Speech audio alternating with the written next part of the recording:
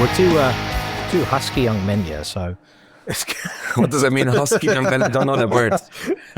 Means we're beefy. As in, so there's a lot of man meat to squeeze on the couch that, Small couch. Maybe we should just grab the chairs. We could also grab the chairs. So before we started rolling, we were talking about our friend Jerry and, just the kind of Finnish attitude in general. But the point that I was going to make is I was always from the mindset with this podcast and with things I'm generally interested in, where even if I find the person completely and utterly reprehensible, and I hate every single thing about that person, I'm still curious to hear what they have to say. That's the reason why I watch serial killer documentaries. I'm not watching a documentary about Richard Ramirez because I'm going, man, this Richard Ramirez guy, he's got some good ideas. you know what I mean? So yes. So somebody asked me a while back, like, oh, would you interview Varg if you could? I'm like, well, I don't think in the current environment you probably would be able to, especially not if you want to maintain your external professional relationship.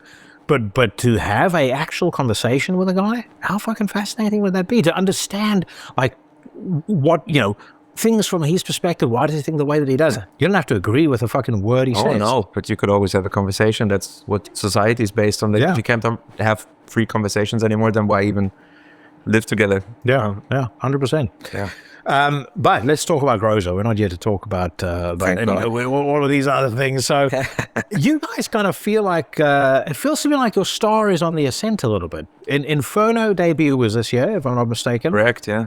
This is your Fortress debut as well. Correct.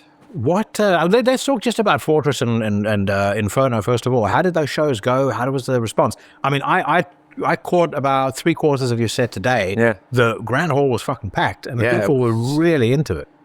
It was really awesome, and like we were so surprised. We didn't expect any of this. Like the outcome was beyond any expectation. Like when we heard about our slot, we were like, yeah. I mean, if we pack. If we fill the hall halfway, maybe we're going to be satisfied because we didn't expect anybody to show up at noon, But the hall was packed. We sold all of our merch in like an hour. It was really great, man. Like the reception has been really over any expectation. I couldn't be happier. How do you feel about, the journey this band has been on from, by your own admission, starting as a band that was designed to pay, or a project that was designed to pay tribute to Mgła, to now, I mean, I think with Nadir, and I especially think with the shows you guys are playing now, you really are now an entity in its own right. Yeah, I think it's been a natural development. It's not like we ever tried to force this, to distance ourselves from Mgła as being the main influence. I still carry it, like I wear it on my sleeve whenever people ask me about it. It's still my favorite band, but I think it has to do with like the first record especially. I wrote that by myself mostly before I even made Groza a full band. It used to be a one-man project thing, and I was just a fanboy kid. I was 19 when I wrote that first record, and I just wanted to create music that sounded like my favorite band, and that's what came out with the first record. And then with the second and the third, the other guys in the band who also have different influences and different styles musically, they had a say in the songwriting, and that's when we developed and differentiated ourselves a little bit from that, just because of the new influences coming in. But it was never forced, it was never like, what can we do different so people don't call us a rip-off on YouTube anymore? Like we couldn't give a shit about that. It's just been a natural development, and we never think about that in a strategic way. We just let it happen. Do you think the fact that you really leaned into the Mgła influences and you never shied away from it, like you've never, why would I? Say you never in an interview gone, oh, how dare you say that we're that we sound like Mgła? But I wonder whether that hasn't played a role in people kind of just getting over themselves a little bit. We really don't pay that much attention to it, to be honest. We just do what we do, and of course people are gonna run their mouths. I mean, if somebody compares us to Mgła, I always take it as a compliment first off. It's my favorite band, as I said, and if my music, I'd rather do something that's sincere and honest and sound like my favorite band than the original just for the sake of it and fake it. Like, there's no point. I just want to make music that moves me, and if it sounds like my favorite band, then so be it.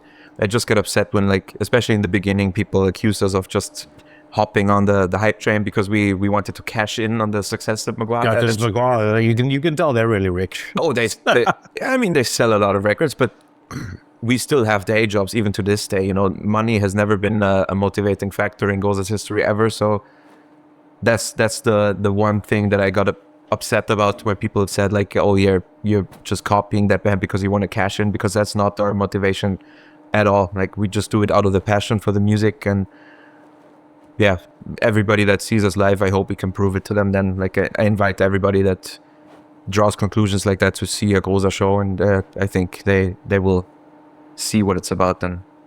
How old were you when you discovered Mgła?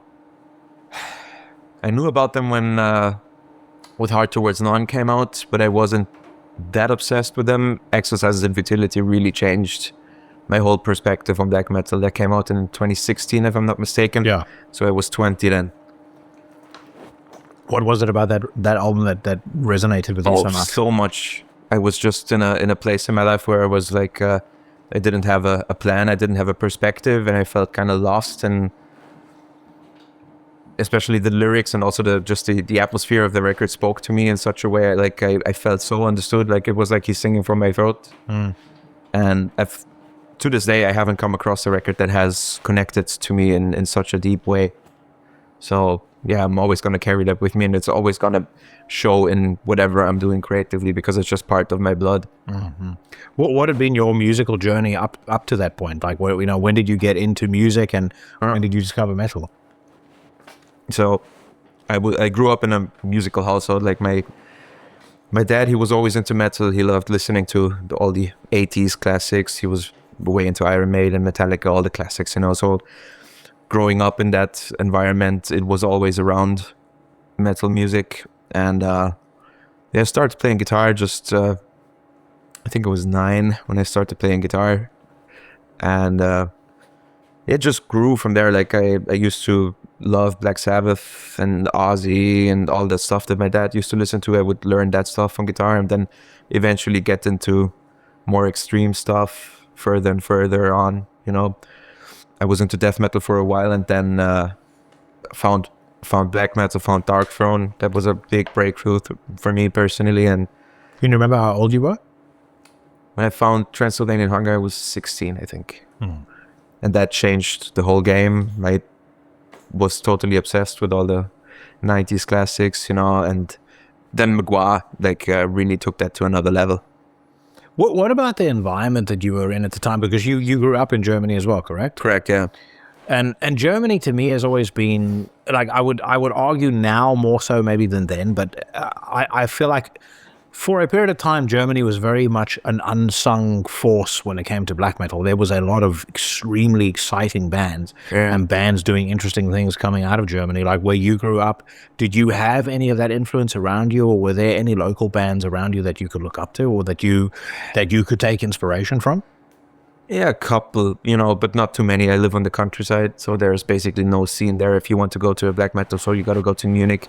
And there were some bands, like Tulkandra comes to mind, for example. They were one of those bands. Like, they were out of the region. They're from Landshut. It's not far from where I live. And I looked up to them growing up and getting into black metal, because it showed me, like, bands from my area could actually do something relevant and be, like, noticed in the international scene. But yeah, not very many. And I also never paid attention to where bands come from. Like, it didn't really make a difference to me if a band was from Norway or from Germany or Turkey. I never cared so much about that fact. It was always about the music for me. Like, I never seen myself as a part of the German black metal scene or something. Like, that's never been a thing. I think I'm too young for that. Like, when I got into black metal, there was basically no scene anymore. The geography had been flattened. And I do think the internet has, for lack of a better phrase, it has flattened the geographical landscape quite significantly. Probably, there was a point where, you know, if you heard Transylvanian Hunger, that was quintessentially Norwegian. If you heard Dissection, that was quintessentially Swedish. Correct. You know, and I feel like there's still some of those local nuances, but definitely not as much as they used to be. I agree. No. How did your dad feel about the extreme stuff? Because if he exposed you through Black Sabbath and Iron Maiden, like, was he into the idea of some of the heavier stuff as well? I showed him some stuff, but it's just not his cup of tea. But he would always, even though it's not his taste, he would always respect or appreciate the fact that I'm still into heavy metal, even if it's a more extreme form than what he listens to. But yeah, he still comes to the shows and all. Like he appreciates what I'm doing, even though it's not his cup of tea. He will listen to his Iron Maiden records and Saxon records, and he isn't into that music, but he still appreciates that I have passion for the same type of music, like in a bigger scheme, you know. Was there ever anything that you played him where he was like, what the fuck is this? Oh, yeah. You showed him the album cover and he's like, oh, yeah. I think we need to have a talk, son. Yes, I remember. Yeah, listening, like Marduk and shit like that. Yeah. He never understood that. I remember having conversations with him about, like, what is that you're listening to? Is this considered music even? You know, like, we had that talk, but it's just, there's no point in discussing this, just different tastes and just agree to disagree. And yeah. we can always listen to Iron Maiden together and drink beer. It's always there. I got from my dad, some like classic 70s rock, maybe Bob Dylan and things like that. But, I was in a very religious household. So when I was listening to stuff like Judas Priest and Slayer and stuff like that, they could very easily pick out that I was listening to bad music because of the literature that was being distributed by our church and stuff like that. But then when you graduate into death metal and black metal, none of those bands are known to anybody because they're in the underground. So I'm like, hey, this is perfectly fine for me to listen to. There you go. They're not in the book about Satan worship. Yet, yeah. There's no mention of deicide in there, so surely I should be able to listen to that. Agree. So what was the idea what sparked the idea in you to start Groza originally? Because, you said why you started it, but what made you decide, okay, I'm actually going to take my admiration for this band to the next step now. Yeah, I saw Mgła play at Darkies, a metal meeting in Munich. They played a show there, and that completely changed everything. Like, I've never experienced any. It sounds so, full of it, but it really was like that. I saw that show, and I went home and immediately had the urge to write something in that band. Like, it flicked a switch in me for some reason. I've never experienced that afterwards, but that show did something to me, and it sparked the initial motivation to do something in that van. And it just grew from there. It was that show. You mentioned earlier about like the personal connection with Mgła, and one thing I've always really appreciated and liked about them is their lyrics are always written in a way that is incredibly ambiguous. Yeah. And very much like you can apply it to yourself in a way that seems relevant to you. Like I've always hated lyrics that are too on the nose or specific. sound too prescriptive. Yeah. Yep. Because it's like I don't want you to tell me what you're singing about. I want to be able to live in this world on my own terms. If that makes sense. Yeah. I totally agree. That's what made Mgła so attractive for me too. Like, I could really connect to the subject matter in the lyrics. Like, I felt like I could really adapt or take it and project my life's problems onto the lyrics and feel understood there. That's what really made a difference with that band. What were some of the lyrics that kind of stuck with you most and that spoke to you most? Oh, there's so many. I have "With Heart Towards None" tattooed on my shins. That's a big theme. I've always felt understood by that. But there's too many to mention. Too many good ones. I think "Exercises in Futility 6" is probably my favorite lyric of theirs. And why does "With Hearts Towards None" mean something to you? Yeah, I've always connected to the idea of nihilism and finding purpose. It's so hard nowadays, especially. Somehow I could connect to that term. Like, in the end, it's just with heart towards none. It's in the end, it doesn't matter.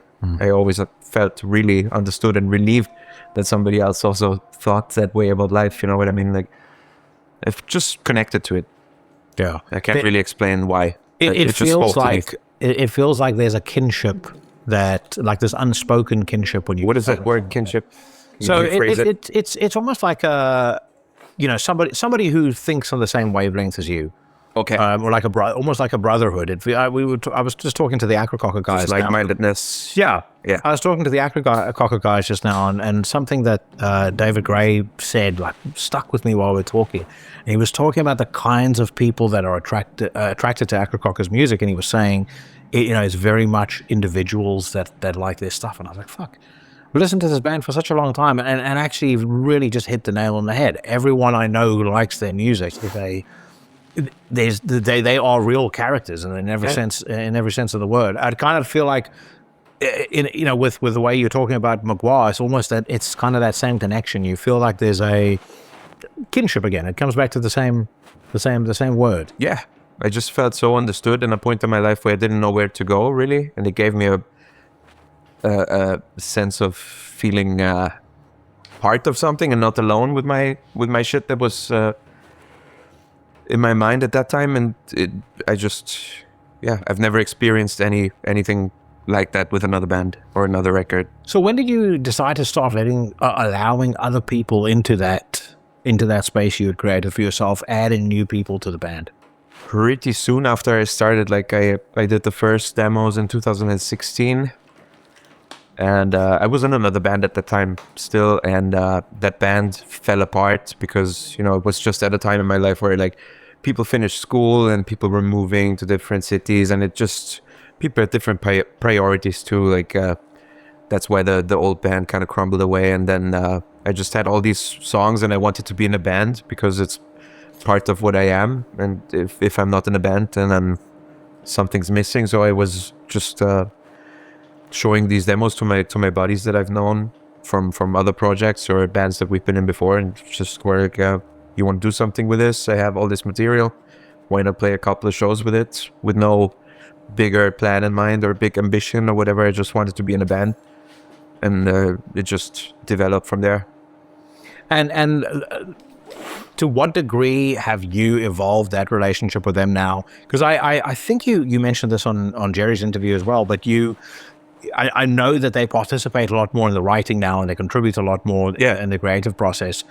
What made you decide to start letting them become part of this in a greater way they would have been when you first introduced them to your music? Because it's very clear that the songs are way better when there's more people working on it. It's very easy, very simple. Like when I write all of this stuff, there's like a certain frame that I work in, and if I'm the only one writing, then I'm never gonna leave that framework, so to say. And if the other guys contribute, there's just so much stuff that I would have never thought about, and it makes the music so much more interesting. That's why it was just very clear from the beginning to have them be involved in the songwriting also.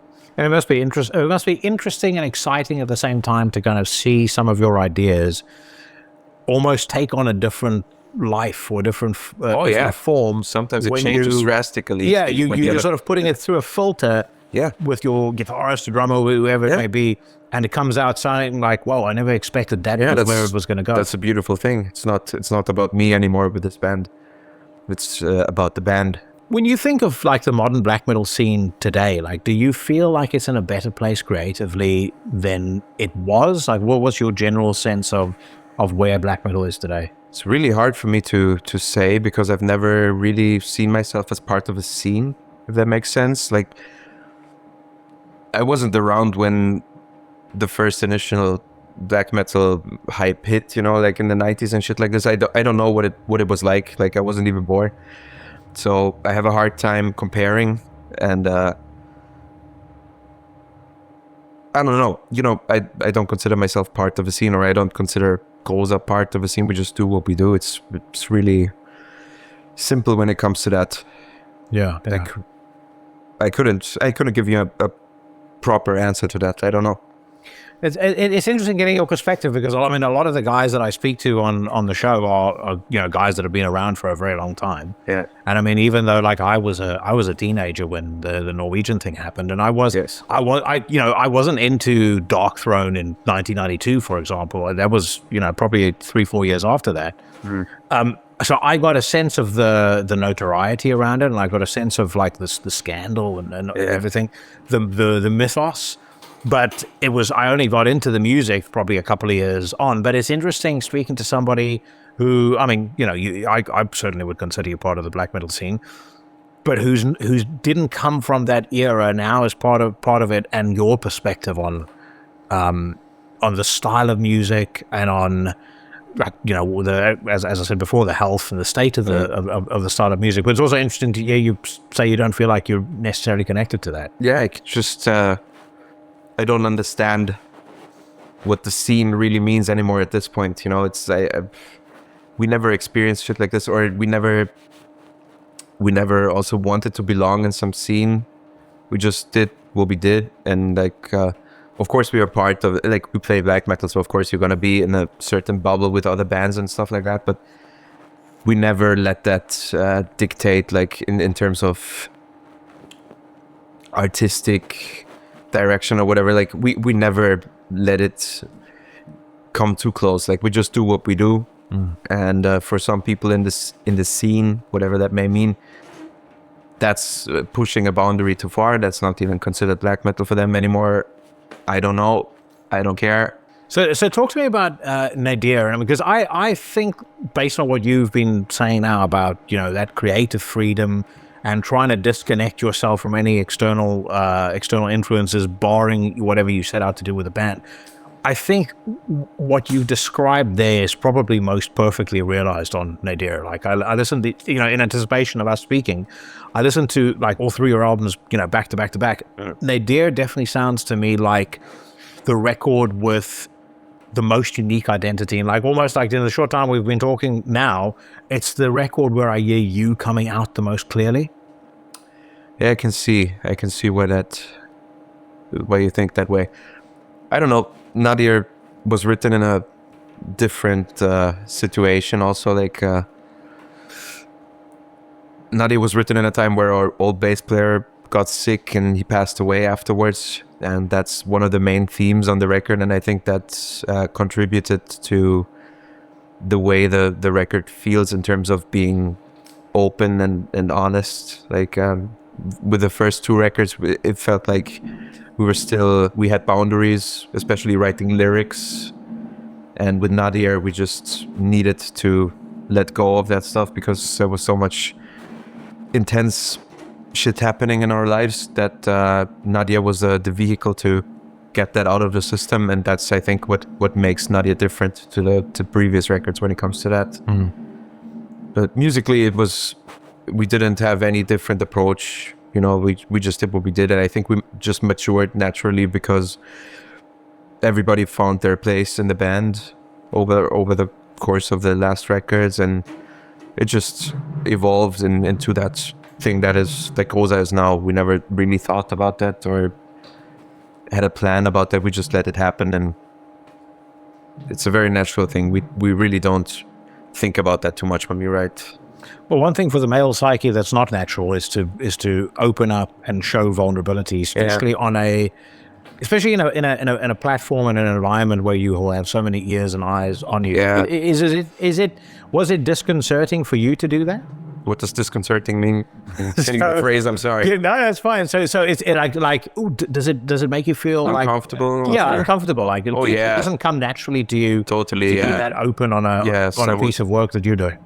I was always hesitant to really open up fully because there's some stuff that I just didn't feel comfortable opening up about. But with this record in particular, like, I reminded myself of what the main purpose for Groza always was, which is like getting stuff out of your system. And at that point in time, I really needed something to help me with that situation, and writing that record was like the most therapeutic, or what is the English word? Therapeutic, yeah. Therapeutic, thank you.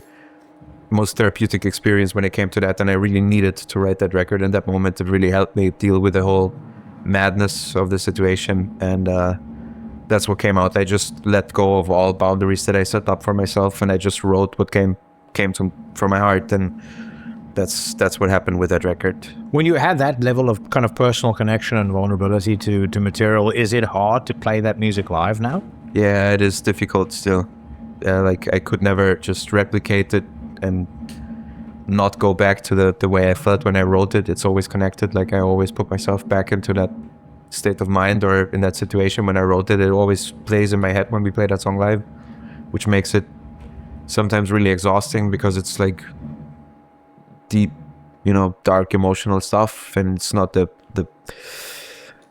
it comes from a dark place. So visiting that every night is not easy sometimes, but it's also very cathartic to have something like this where you could actually turn it into something meaningful. And I see like people come up to us after the show and tell us they could connect to that record in that way because they went through the same shit, and that's what drew me to black metal. Also, as we talked about before, Mgła was so fascinating to me because I connect and I felt understood. And with Nadir being that much of an emotional record, I see that happening to our fans now. Like, fans tell me the same shit that I'm telling you right now. When what Mgła was for me, for some people, Groza is also, they feel that. I was just going to say to you now, there's like an element there where it comes full circle. Yes. And now you're in the position where you mean the same to somebody else. Yeah, it's a beautiful thing. That Mgła meant to you. You're not alone with your struggles anymore. That's what matters. That's what it's about. Yeah. And one thing I've learned about doing this podcast is you never ever know who's listening. I've had people that have had cancer that said they would listen to the podcast when they're busy getting chemotherapy. I've had people that have gone through fucking horrible shit. I had one guy messaged me a while back to let me know that he's I think his 5-year-old had been diagnosed with cancer. And it was like the message hit me so hard because you're like, and he said, I mean, the gist of it was, he said, like, I listened to your podcast and cheered me up. I'm like, it's fucking mind. It's crazy to think what sort of an impact you have on people without you realizing. Yeah, and you don't also, like, when you write that in the moment, you don't think about that at all. It's a very selfish process. You just write it for yourself. You don't think about the reception of it or what it does to any other people. It's just writing for Groza is a very selfish endeavor in the sense that I need to write to be able to let go of some stuff that I would never talk about because I'm not the person who would talk about topics like this in a conversation or what. But through Groza, I have this outlet for stuff like this, and you just use it very selfishly to let go of your own struggles. And then when you release it and it's not yours anymore, people just connect to it, and I think it's a beautiful thing. Yeah. When you can give some comfort to people that have similar struggles. Final question for you: Where do you see this project evolving to next? No idea, no plans. Like always, we'll just continue doing what we do, and we're playing quite a bunch of shows this year also to finish up the Nadir album cycle, and we're writing at the moment for a new album, and hopefully gonna record that one next year and also release it in the end of next year. That's a plan right now, and just continue doing it because that's all we're good at. It's all I really can do, and I feel fulfillment while doing it. You know what I mean? So I just need to be in this band, and we're just gonna ride along, and just see where it takes us. Awesome. Well, brother, thank you very, very much for your time, and thank you for having me. I hope that our paths will cross again at some point soon. Hopefully, yeah. Awesome. Cheers, man. Take care. Cheers, brother. How's it going, my brother? It's great to see you again. Yeah. Likewise. Yeah, it's going good. A lot of work, a lot to do, but well, I don't think there's a single weekend that goes by where I don't see you either announced for a festival or part of a festival. Like, how many have you done in total this year so far, and how many have you got booked for the rest of it? That's a tough question. I don't even count anymore. Honestly, I can have approximately around like 2-3 per month festivals. Yeah. Aside of the photo stations or maybe touring, and for the rest of the year, now I just started 9 weeks in a row traveling. So 9 weeks in a row traveling. Yeah, Holy. I'm gonna have until August probably maybe one day off, and then then August continue with Partisan, Hellbottom, Drums of War, Candelabrum in Mexico. So further, it's like there's a lot of things going on. Let me ask you this very, very important question. Which airline loyalty programs are you enrolled in? Oh, I always Because I want to learn the tricks now. I want to learn the tips. Well, actually, it was kind of fun because one festival, when I got the flight I sent the information to the festival, and then they were like, before we pay for this, we have to ask you how the hell you managed to get cheap flights when everyone is complaining about the prices. And I was like, okay, there are ways actually how to do it. So I just sent him all the information. This is how I do to get cheap flights. And then he was like, I'm writing this down. And we're talking, it's a big festival that I've been like for years. So it's like, I know my ways, but I mean, I fly a lot with Norwegian and with SAS, and I get like free cabin bags, free luggage, free this, free that.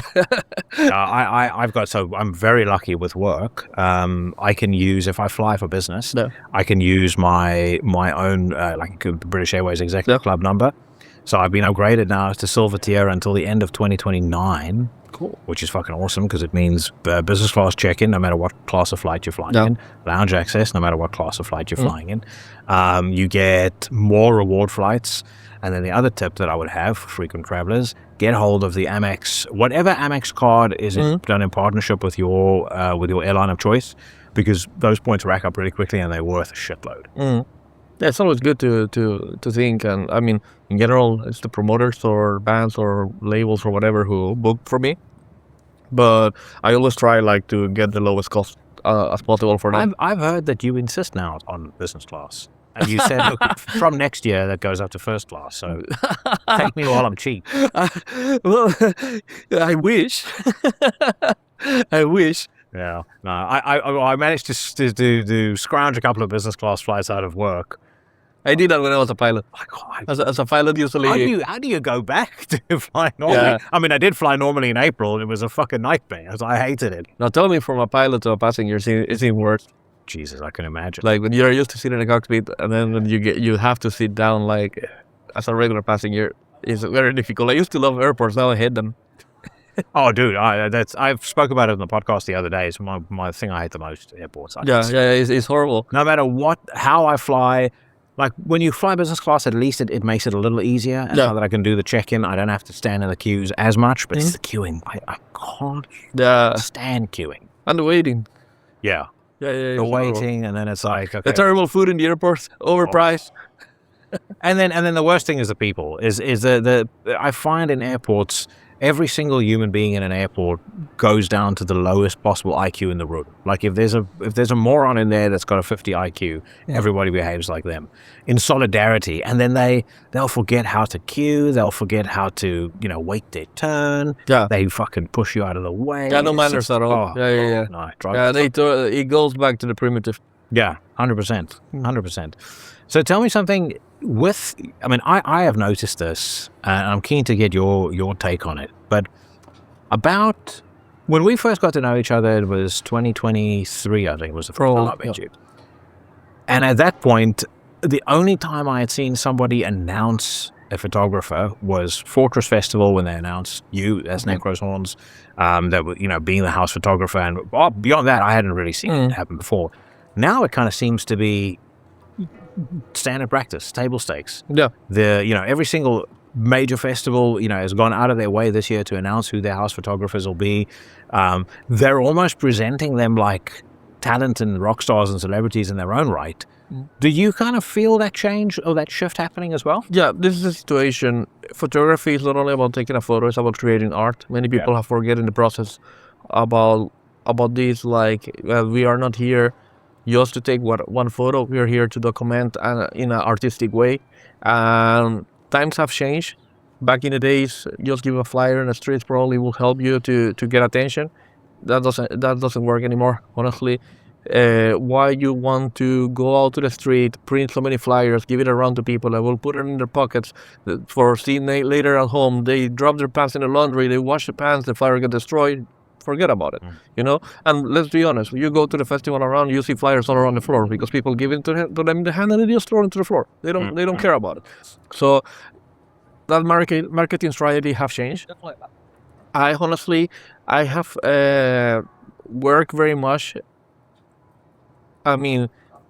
indirectly to create Necroshorns into a brand. Yeah. I think directly is because that was not my goal. It's actually I just saw that it started heading in this way. And to be honest, as I said, time changed. And sometimes you don't have to like how the time have changed, but you have to embrace it. because otherwise it's like a dinosaur. When it comes and you get extinguished and someone else take your place. That's what happened. And that's why, for example, many people nowadays use, I don't want to compare it, but for example, as influencers, like they'd rather pay an influencer to show their product than to pay an advertiser in a magazine, because this influencer will have like millions of viewers, and then the moment that they post, they immediately engage with thousands and thousands and even millions of people, and it's a good way of marketing. I don't agree sometimes about like how some influencers act, that it feels also entitled and stuff, but that's another story. But my point here is, with photography, I created Necroshorns now as a brand, to say so. And many people, what they're doing is they want to connect their brand with my brand and then bring a maximum exposure. So that helped to sell out. And let's be honest, doesn't matter how much it's not a matter about integrity, but many people praise about integrity. We don't care about this, we don't care about that. But let's be honest, at the end, no one wants to lose money. That's the reality. Doesn't matter how beautiful or whatever festival you're doing, you don't want an empty place. Yeah. And you don't want to be in debt later. Yeah. Because honestly, the bank will not come later and say like I appreciate your integrity.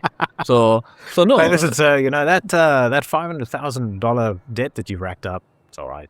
Exactly. Yeah. It's fine. We really appreciate your attitude. Yeah, you put a good lineup, so it doesn't matter. So no, I mean, honestly, it doesn't work like that. I mean, jokes aside. And what happened is, I don't want to take like the credits about this, but honestly, before me, I don't think their festivals were really announcing photographers like different if you have an exhibition, but something different like you're working.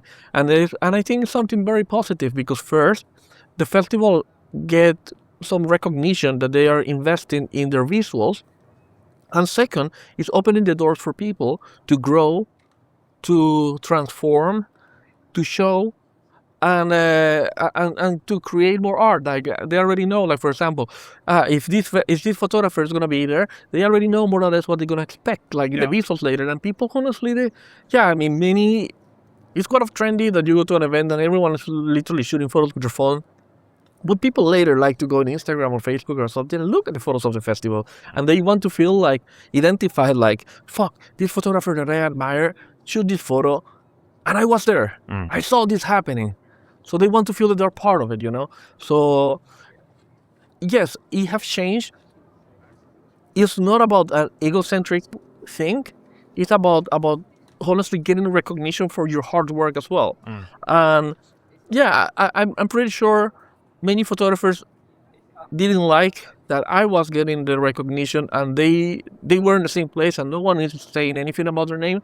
But instead of just being pointing and be just like jealous or having this kind of like rude attitude, they should be happy that now some of them are getting announced in events and stuff. I've been in some places like now that I'm working, and I see like on my side they announce someone else. I was like, pretty cool. I mean, this person's getting an opportunity. This person is growing. But then, I mean, it's 50-50, because you to reach to that point that you're getting announced, it's not only about an announcement and you see your name beautifully written in a festival. It's about you have a responsibility and you have to deliver for what you're getting. You've put 12, 13 really hard years into this. And I joked with you earlier and said, 12, knowing you as I do and knowing your work ethic, 12 to 13 Necroshorns years is probably about 30 years by normal standards. So, I think you're absolutely correct in that there is probably, and this is natural for any industry, but there's people that'll be resentful, there's people that'll be a bit jealous. But they need to see that as an opportunity, and they need to realize the benefits of what comes with that, because I totally agree. I was reflecting on this actually when in some of the recent announcements that I've seen you at, I was like, these sorts of things never really happened until you came around. And I might be wrong on that, but at least in terms of how it feels to me, it doesn't feel to me like there was ever I was not seeing that festival photographers and this photographer is connected to that festival. Like now your name connected to a festival name or festival brand, it almost provides a level of validation. Yeah, exactly. In a way, like as I said first about the marketing strategy, is like, I mean, I'm probably one of the very few, or maybe the only, I will say, that actually think about setting up my artistic expression together with the marketing and putting two different set of skills together to create something bigger than is something more obscure that is not around, you know? Because many people get, there's a situation that I find it funny. Many people say like, I'm a good photographer, but I'm not getting any job. But why? Because what happened is like, in the same way that you're a good photographer, there are maybe 200 more. Mm-hmm. And you only have one set of skills. But if you put up two different set of skills together, you make something unique that no one else have. Yeah. So then you build something and people want what you have because it's unique and you're bringing something on the table. 100%. We were talking about, myself and my wife were talking about this earlier, actually. Just generally speaking, people that get invited to festivals, like I was thinking about it in my context. Mm-hmm. And I said to her, you know, when I get invited to something like this, the first thing I'm thinking about is, okay, what is everything that I can possibly do to make this worth their while? Like, I can't just be a body here that gets a free ticket. Because I mean, I actually have turned down everybody who said they'll pay for me for, you know, to come and stuff like that. You know, I'm sure I could say this publicly. Inferno offered to pay for my plane ticket when I went in 2025 or 2024, and I said no thanks, I'll pay for myself. They offered to pay for my hotel room. I said no thanks, I'll pay for myself. Partly because my wife has very exacting standards, and I don't want to take the piss and say, listen, I'm staying in the most expensive room I can find. But you know what I mean? Like you immediate, even there, just knowing you're getting a free ticket and you're getting, an all access pass, I want to make it worth their while for them to have me there. No. And it sounds like that's kind of what you're talking about as well, is justifying the return on their investment in you. And I think that's one of the things that has made people turn to you so much, aside from the fact that you're very talented. But then aside from that, I think a lot of people just miss that completely. Yep. Well, actually, I have seen photographers getting booked, house photographers and not show up. Other photographers getting drunk. So honestly, then they complain in the future. But honestly, when a door opens once. If you close that door in a moment in a bad way, it's not gonna happen again. Yeah. And I think some festivals say like, you know something, for now you're the only photographer that I pay for. And in a way, yeah, I feel grateful that they trust me and they want to keep working with me. But at the same time, I feel bad because I get like, come on, these people are having opportunities that took me years to build, and they are throwing it in the trash. You know, I'm gonna put it up like this, and it's about the way of work. I was in February. I was in Trondheim shooting one photo session. Well, during that session, actually, I fell down in the ice and dislocated my ankle. I did a session on Saturday with my ankle completely black and was like this size. Jeez. I could barely walk. Then Sunday, I traveled back home to Stockholm in the night, and Monday morning, I was off to London to shoot the photo session with Venom. I couldn't walk at all. I was bad. I didn't really even have time to go to the hospital. And I remember when I talked with my mother, she was like, you cannot travel like that. Like that. You can barely walk. And I was like, I have this opportunity to shoot Venom. I'm not gonna cancel it because this door have opened now. If I shut it down, even if it's not my fault, who knows when it's going to open again, you know? So it's the integrity behind it, like doing sacrifices sometimes, but people forget about it and then they come here and, not here where we are, but in general, like they go to a place and then they shoot a couple of photos and they don't take it seriously. They think it's a joke. Then you're getting booked as a house photographer. You're not even posting photos. It's like, come on. You have a responsibility. The title is not only a title, you know. It's something that you need to know how the responsibilities behind. You need to know what you need to do and deliver. Because as I said, if they're investing on you, and even if they are not, let's say that you came here, even they announce you pay by yourself and everything like that.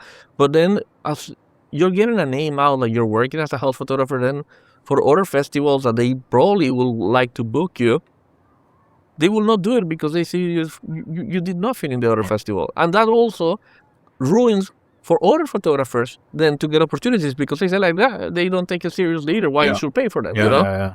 So, well, what you're doing also, there's an element there of high tide raising all ships. Again, as I've suggested, if rather than be upset about it, they need to figure out how can they either A, emulate you, or B, work with you in order for their names to get right. About the part about emulate me, I feel like that's something that I honestly, every person should find their way, what is the right workflow, to at the end deliver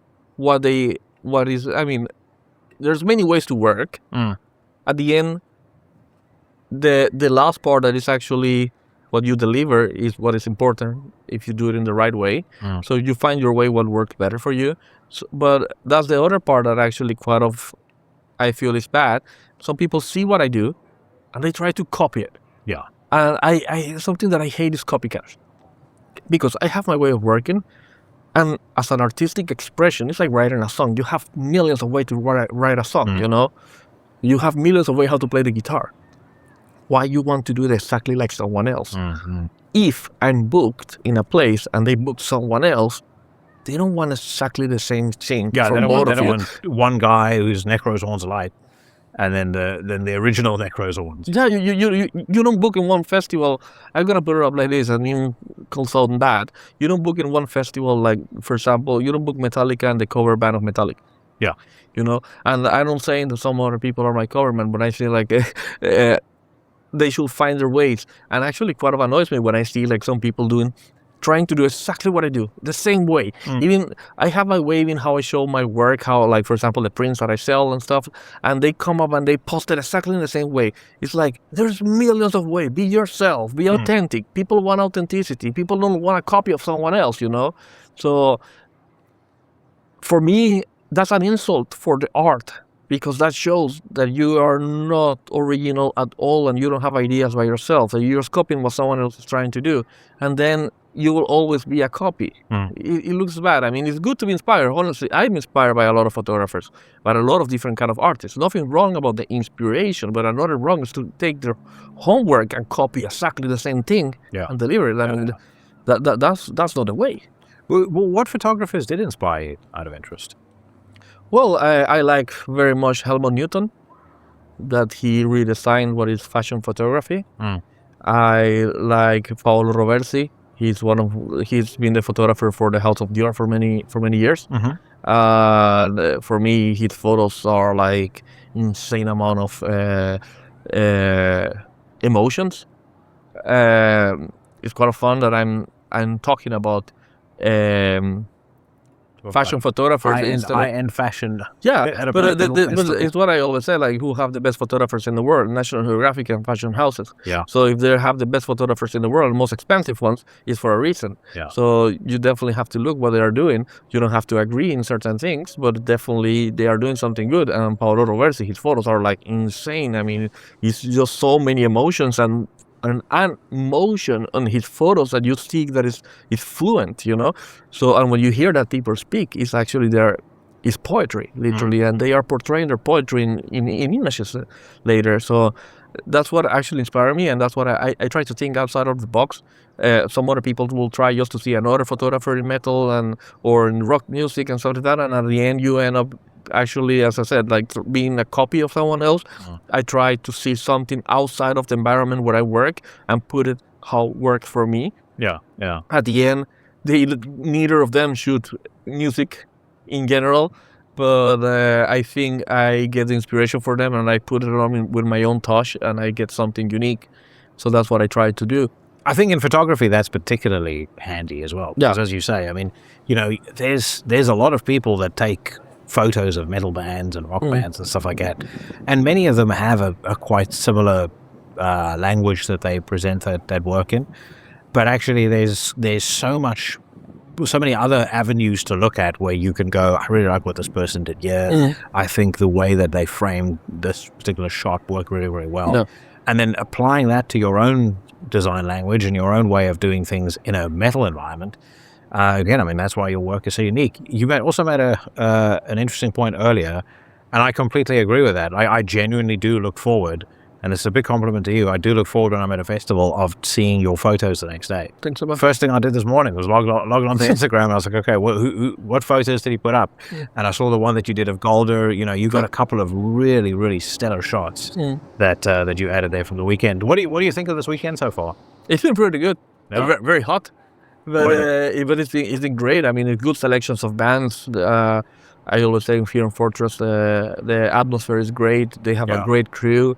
Like, you don't really feel like everything is like military and strict. It's very fluent and it's going very well. I mean, so I'm very happy. It's the third year in a row that I work here in with Fortress. Yeah. So, and I very much enjoy to come all the time here and work with them. What I mean, I know one of your very favorite festivals was always Houses of the Holy. Do you want to talk a little bit about that? I know you posted a really moving piece about the festival on your Instagram not too long ago. But I'm not going to take words out of your mouth. I would love for you to kind of share your feelings on what's happened there. And what can I say? I mean, House of the Holy is a very special place, and it's not because it's only a very nice festival in a very nice location. Of course, the location is very, very beautiful. In general, I love mountains, so to be able to be in a place where you see mountains around is fantastic, and to be in touch with nature. But something that I always say about House of the Holy, what make it unique, is that's not a crew, that's a community. All people, they can be different, but they are like-minded, and they work in the same direction together. When I was received to be part of House of the Holy, I was an outsider.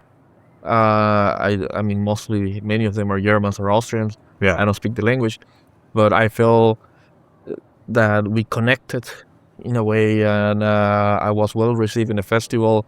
I was invited last year to the crew meeting before they opened doors, and to be part of that. So it's something very special, very unique. It's difficult to find some words yet, because what have happened with the passing of Bart still hurts very much. I consider him a good friend, and not only because of the festival. I mean, in general, we connected very well in artistic expression as well. So he have his chaotic way to bring to ignite the hearts of people in general. So that actually I very much enjoy. Like, receive sometimes a voice message at 3 a.m. from Bart. I was like, I put the message, I understand half of what he said, but I was like, oh, fuck off. This makes me always smile and happy to hear from him. So, I mean, I just wish his legacy will stay alive. you think they'll continue the festival without him? I really can't say anything about it. I don't. I mean, one thing is my wish. Another thing is actually what they decide. It's difficult to talk for the future. What I know now in a couple of weeks, it's gonna be a very difficult festival. Not only because the logistic parts that Bart was the head. He have a really great crew and people close to him working together. So I'm sure that they're gonna do a good job. But it's gonna be a very painful edition, honestly, because Bart was the person that put everyone together, and to know that he's not gonna be there is very complicated. And what is quite of I have this kind of like story. Last year, when after the crew meeting, we wanted to take a photo of all the crew.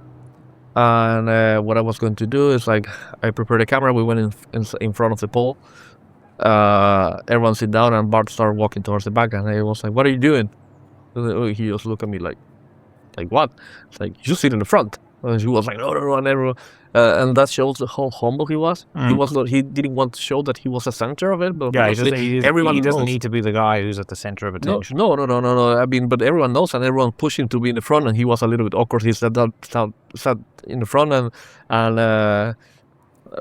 I love that photo personally, because it shows like it reminds me how humble he was. Like he didn't want to take the credits for him. I personally think for him it was not him building a festival, it was building a community, and a community building a festival. So I really want what can I say? Well, mate, listen, the thing is, if you think about Because I don't know if you're at that age where it's crossed your mind yet, but you do start as you get older, you start to consider your own mortality. And when I started reading all of the outpouring of very, very moving tributes to him after the news broke about him passing away, you do look at it and you go, if this is how fondly, if I could be remembered half as fondly as this man, you've lived a valuable life, like you've lived a life that was worth living. And between the post that you wrote, I think Alan Averill from Primordial wrote something really touching as well. I'm just bummed I never got to go to the festival. And I also realized when I asked you the question, I misspoke and called it Houses of the Holy, not House of the Holy. So my apologies for that. But yeah, no, I'm bummed. I'm bummed I missed it because it does seem like it was something that was quite. It's something very special. It's very unique, as I said, because getting to the place and feel the place, feel the connection of everyone with nature, seeing that the hard work and dedication for so many people for so long, because that place was not built overnight. That place was built from the dedication for so many years to do something unique like that. And in any moment, I don't want to sound like I undervalue any other festival in general, but that one have a completely different vibe than what it is, because even for the audience, it's not just like anyone can buy just a ticket and come just like that. Yeah. There's a process for it, and I talked with Bart directly the first time when I was at the festival. I told him, like, in the beginning I was one of those that actually I thought like, this sounds quite of elitist, but when I got there, I was like, I swallowed my words.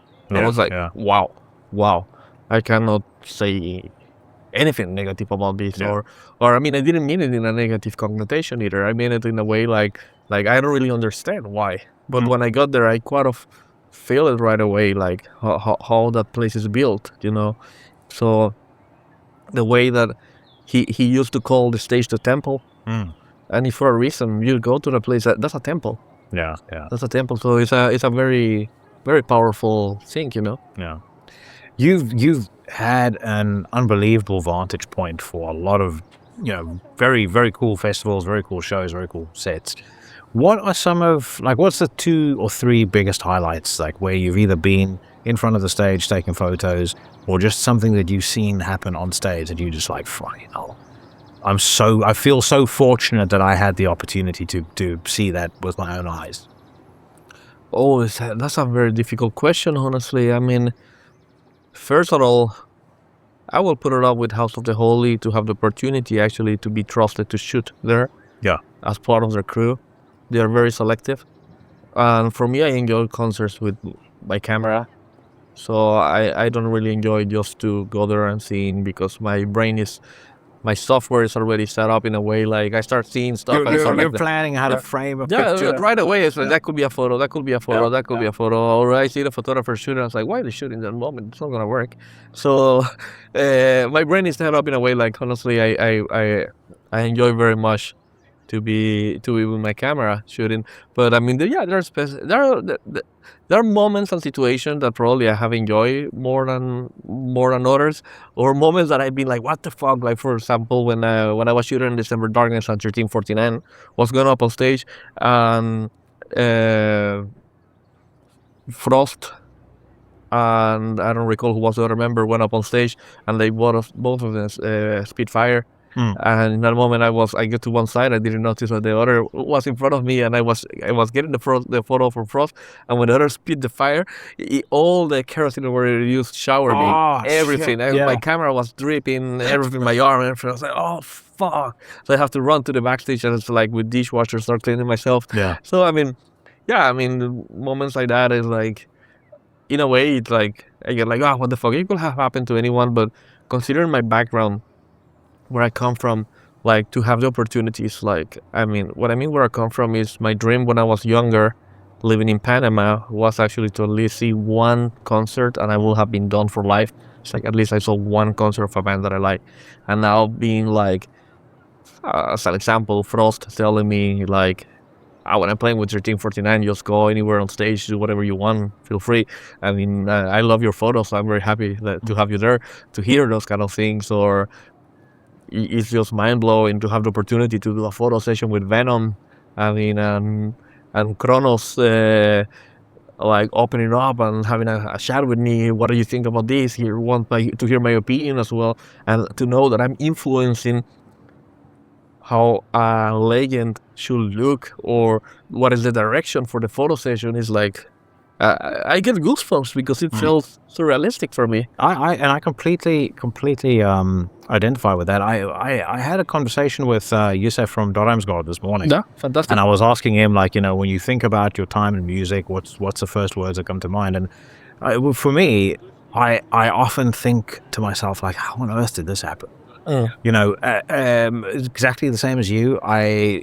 When you grow up so far removed from these things that you love and these people that you admire, these bands that you like, just the idea of getting able to see one show. I mean, for a period of time, it was like if you can get a live clip of a band on MTV Headbangers Ball, that's your month is made. Yeah. Oh, I got 3 seconds of such and such band playing live, fucking brilliant. You keep watching that over and over again, and then now you're in a position where suddenly you're talking to people that you grew up listening to, and these people are your friends now. Yeah. That is, to me, just sometimes I just pause and I go like, if you told me when I was 16, 17 years old that this was going to happen, I don't think I could have believed you.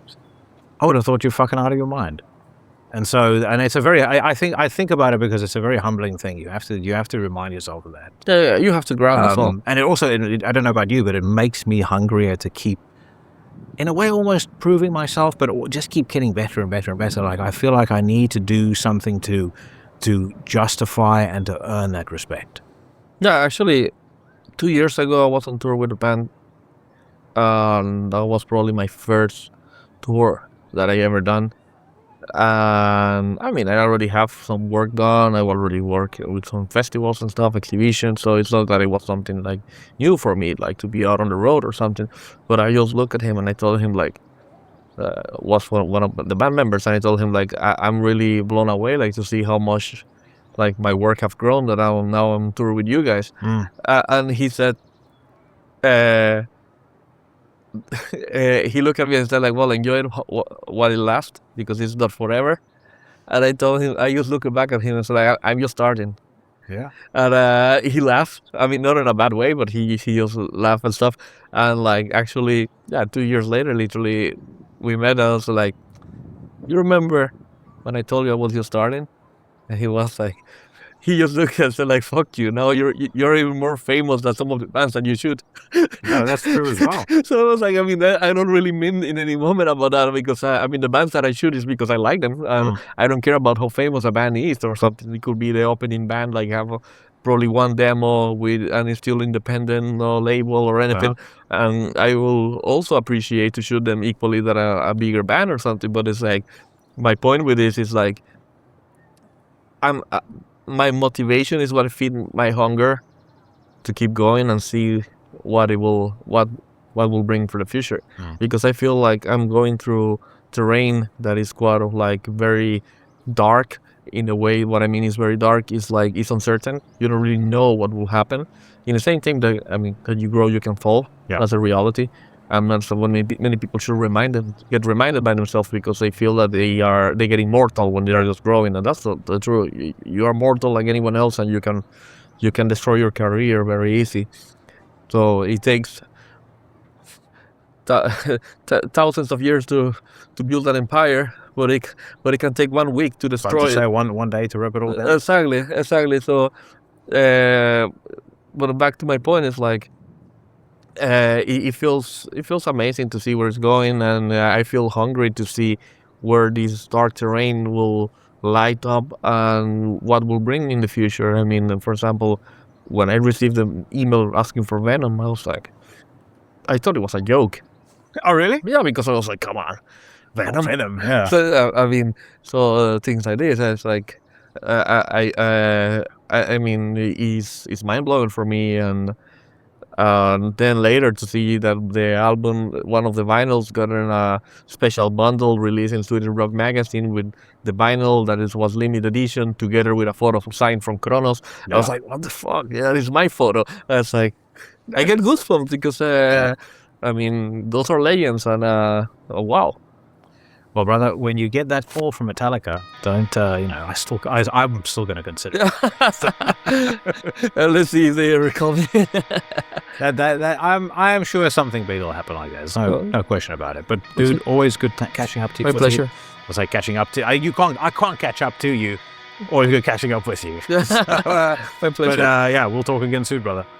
Always. Take care. Cheers.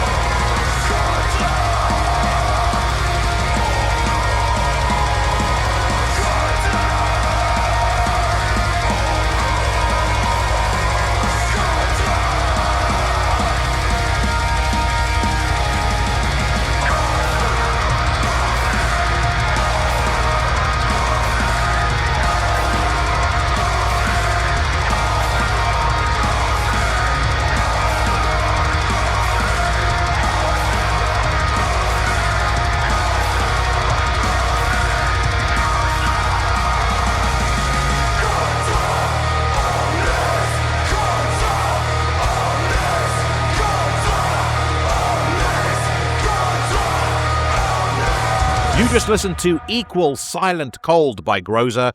That is taken from their latest record, Nadir, out now on AOP. Big thank you to PG for his time. Also, nice little scoop that he gave us there in the end. If you like Groza, there's an upcoming album in the works. I also want to say a thank you and give a shout out to my very good friend Necroshorns. In 328 episodes of doing this podcast, he is easily one of the most interesting people I've ever come across, and it is always a pleasure having him on the show. I will post the Groza Bandcamp link in the description to the podcast, and I hope to be a part of Fortress Festival 2027. They have already been announcing names for that lineup, and again, as I'm on the thank you train, I also want to express some gratitude to Gary and Reaper Agency for letting me be part of it again this year, and then Dominic from 3 Nation PR, just the utmost best dude and a thoroughbred professional.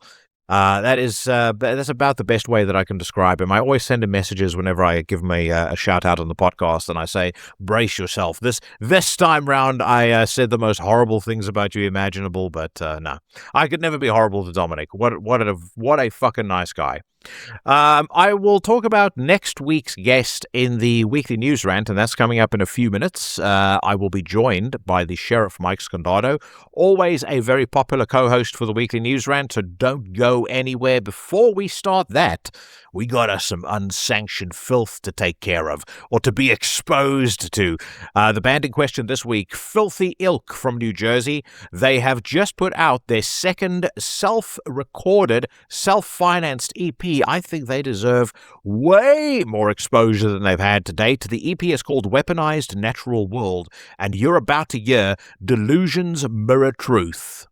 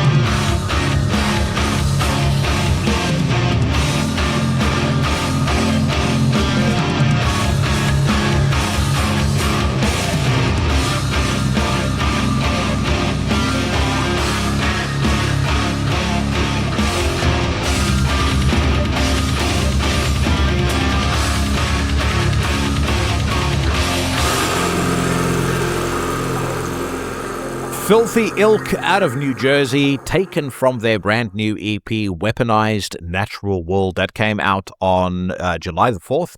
You heard a song called Delusions Mirror Truth, and you'll be able to find them in the Unsanctioned Filth Hall of Legends on intothenecrosphere.com. If you want a shot at featuring on there, featuring on the show, drop me a line at intothenecrosphere@gmail.com or hit me up on Instagram, Facebook, or X. This Filthy Ilk EP, by the way, absolutely deadly stuff. So if you work for a record label and you're listening, pay attention. A couple of quick reminders, just in case you stumbled onto the podcast for the first time ever, and you are wondering, am I going to day drink myself to death to try and survive a whole entire week without another episode of Into the Necrosphere? Don't worry, because we got you covered. The Horseman of the Podcasting Apocalypse brings you high-quality content from Monday to Sunday. On a Monday, we've got Horror Wolf 666. Tuesdays, we've got Into the Necrosphere, casting hexes, slaying posers, no wimps, no mercy, and will always be that way. On a Wednesday, we've got a two-shot, Everything Went Black, hosted by Mike Hill from the band Tombs. We also have Iblis Manifestations, brought to you by Cheyenne from the band Trivax. On a Thursday, we have got the return of Mike Hill for Necromaniacs. He's joined by this week's Weekly News Rant co-host, the Sheriff Mike Scondotto. We also have the Professor Jeff Kashid routinely joining them to dissect new and old horror movies. And then on a Sunday, we've got the Sinister Minister himself, Carl Hikara, the Reverend, bringing you a fresh dose of Solnox. A couple of other things to remind you of. IntoTheNecrosphere.com is where you can go for episode playlists. So if my South African accent was a little much for you, and you're wondering about the songs that I played on the podcast, or you just happen to be interested in a tune that you heard, you want to check out the Unsanctioned Filth bands, whatever else, head to intothenecrosphere.com. You can also get in touch with me on there. A lot of you asked me about merch, and I will at some point get around to doing it. But right now, between work, everything I'm already doing for the podcast, and a little project that Cheyenne and I are working on, things are a little bit crazy, but I promise it will get done at some point soon. The goal as it stands right now is I want to launch merchandise that's going to be like limited run. Once every 3 months, we'll basically have like a limited number, and then we'll change the design every 3 months. I already have the first design done. It was Cheyenne that did it, and it looks fucking fresh as can be. Definitely not something that you want to wear around any of the the weaklings that post on Metal Drenches. I've just not gotten around to finding somebody who can print it for me. And because I want to be able to give you guys a quality product you can get at a reasonable price within a quick amount of time. I don't want any of the fucking bullshit that we dealt with when I did this through Spreadshirt previously. So if anyone has any suggestions, let me know. But merch is coming. I don't know the timeline. I don't know when. I can't confirm when it's going to be happening. What else is there? A lot of you guys sent in questions for the Weekly News Rant this week, and I did not get around to answering all of them. We actually went for well over an hour. So if I didn't get round to your question, we will do it next week. Whoever I'm with, might even be solo, might even do one of those audience sit-ins that I spoke about last week. But I will get around to those questions. Thank you very much for sending them. Really appreciate it. And as we make our way now to metalstorm.net, a public service announcement is required, I believe. If you are one of the soft-bellied, soy-sipping vegan wimps that reads Luke's sketchbook to understand what black metal bands you should and shouldn't listen to, then I think it's time for you to hit the bricks, because this is my Weekly News Rant. A roundabout for judgment. And hang them where the world can see. All right, well, let's dive straight into the meat and potatoes of some new releases. And funnily enough, the last time that you were on the show, we heard a new Archgoat single. As luck would have it, you're back on this week. There's a brand new Archgoat single. It's called Yes. The Dawn to Armageddon. It is taken from the Lightbringer album. That is due out on September the 11th, 2026. Let's hear what it sounds like.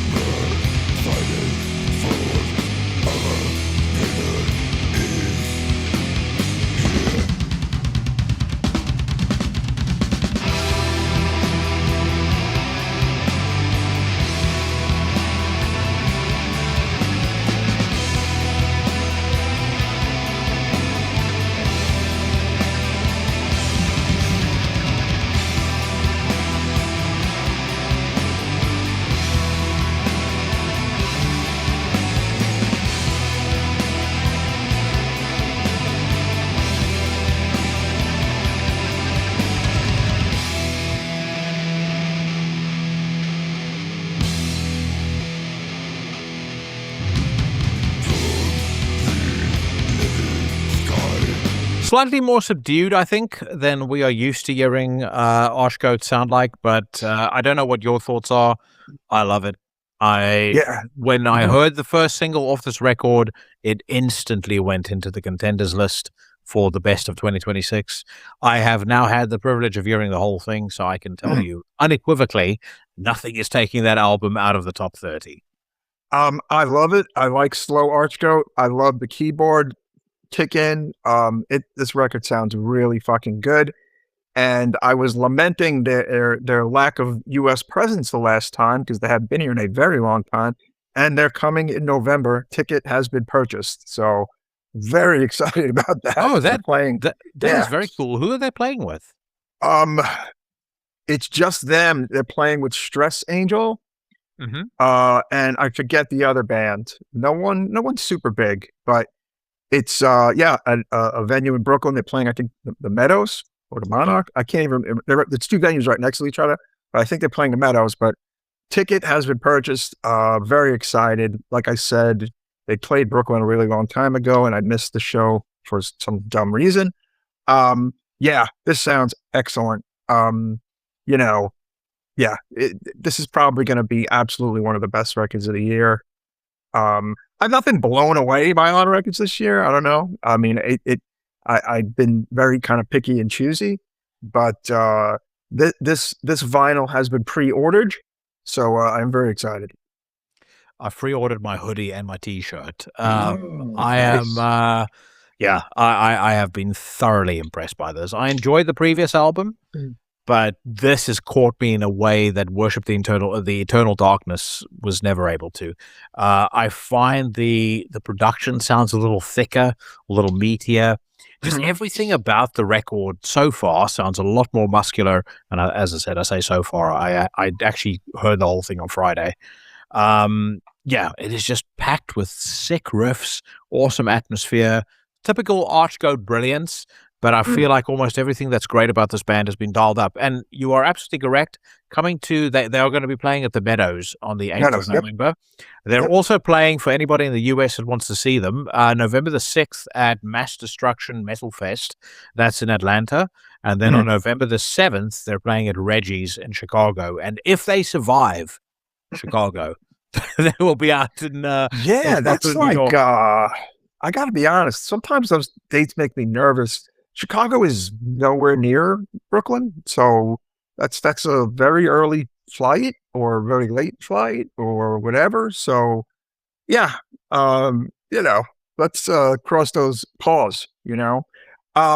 I wouldn't be surprised if there are other dates squeezed in. I mean, like I said, they really, really should play as much here as they can. Honestly, a lot of the death and black metal bands on the mid size have just not been here. I feel like, and it kind of sucks. But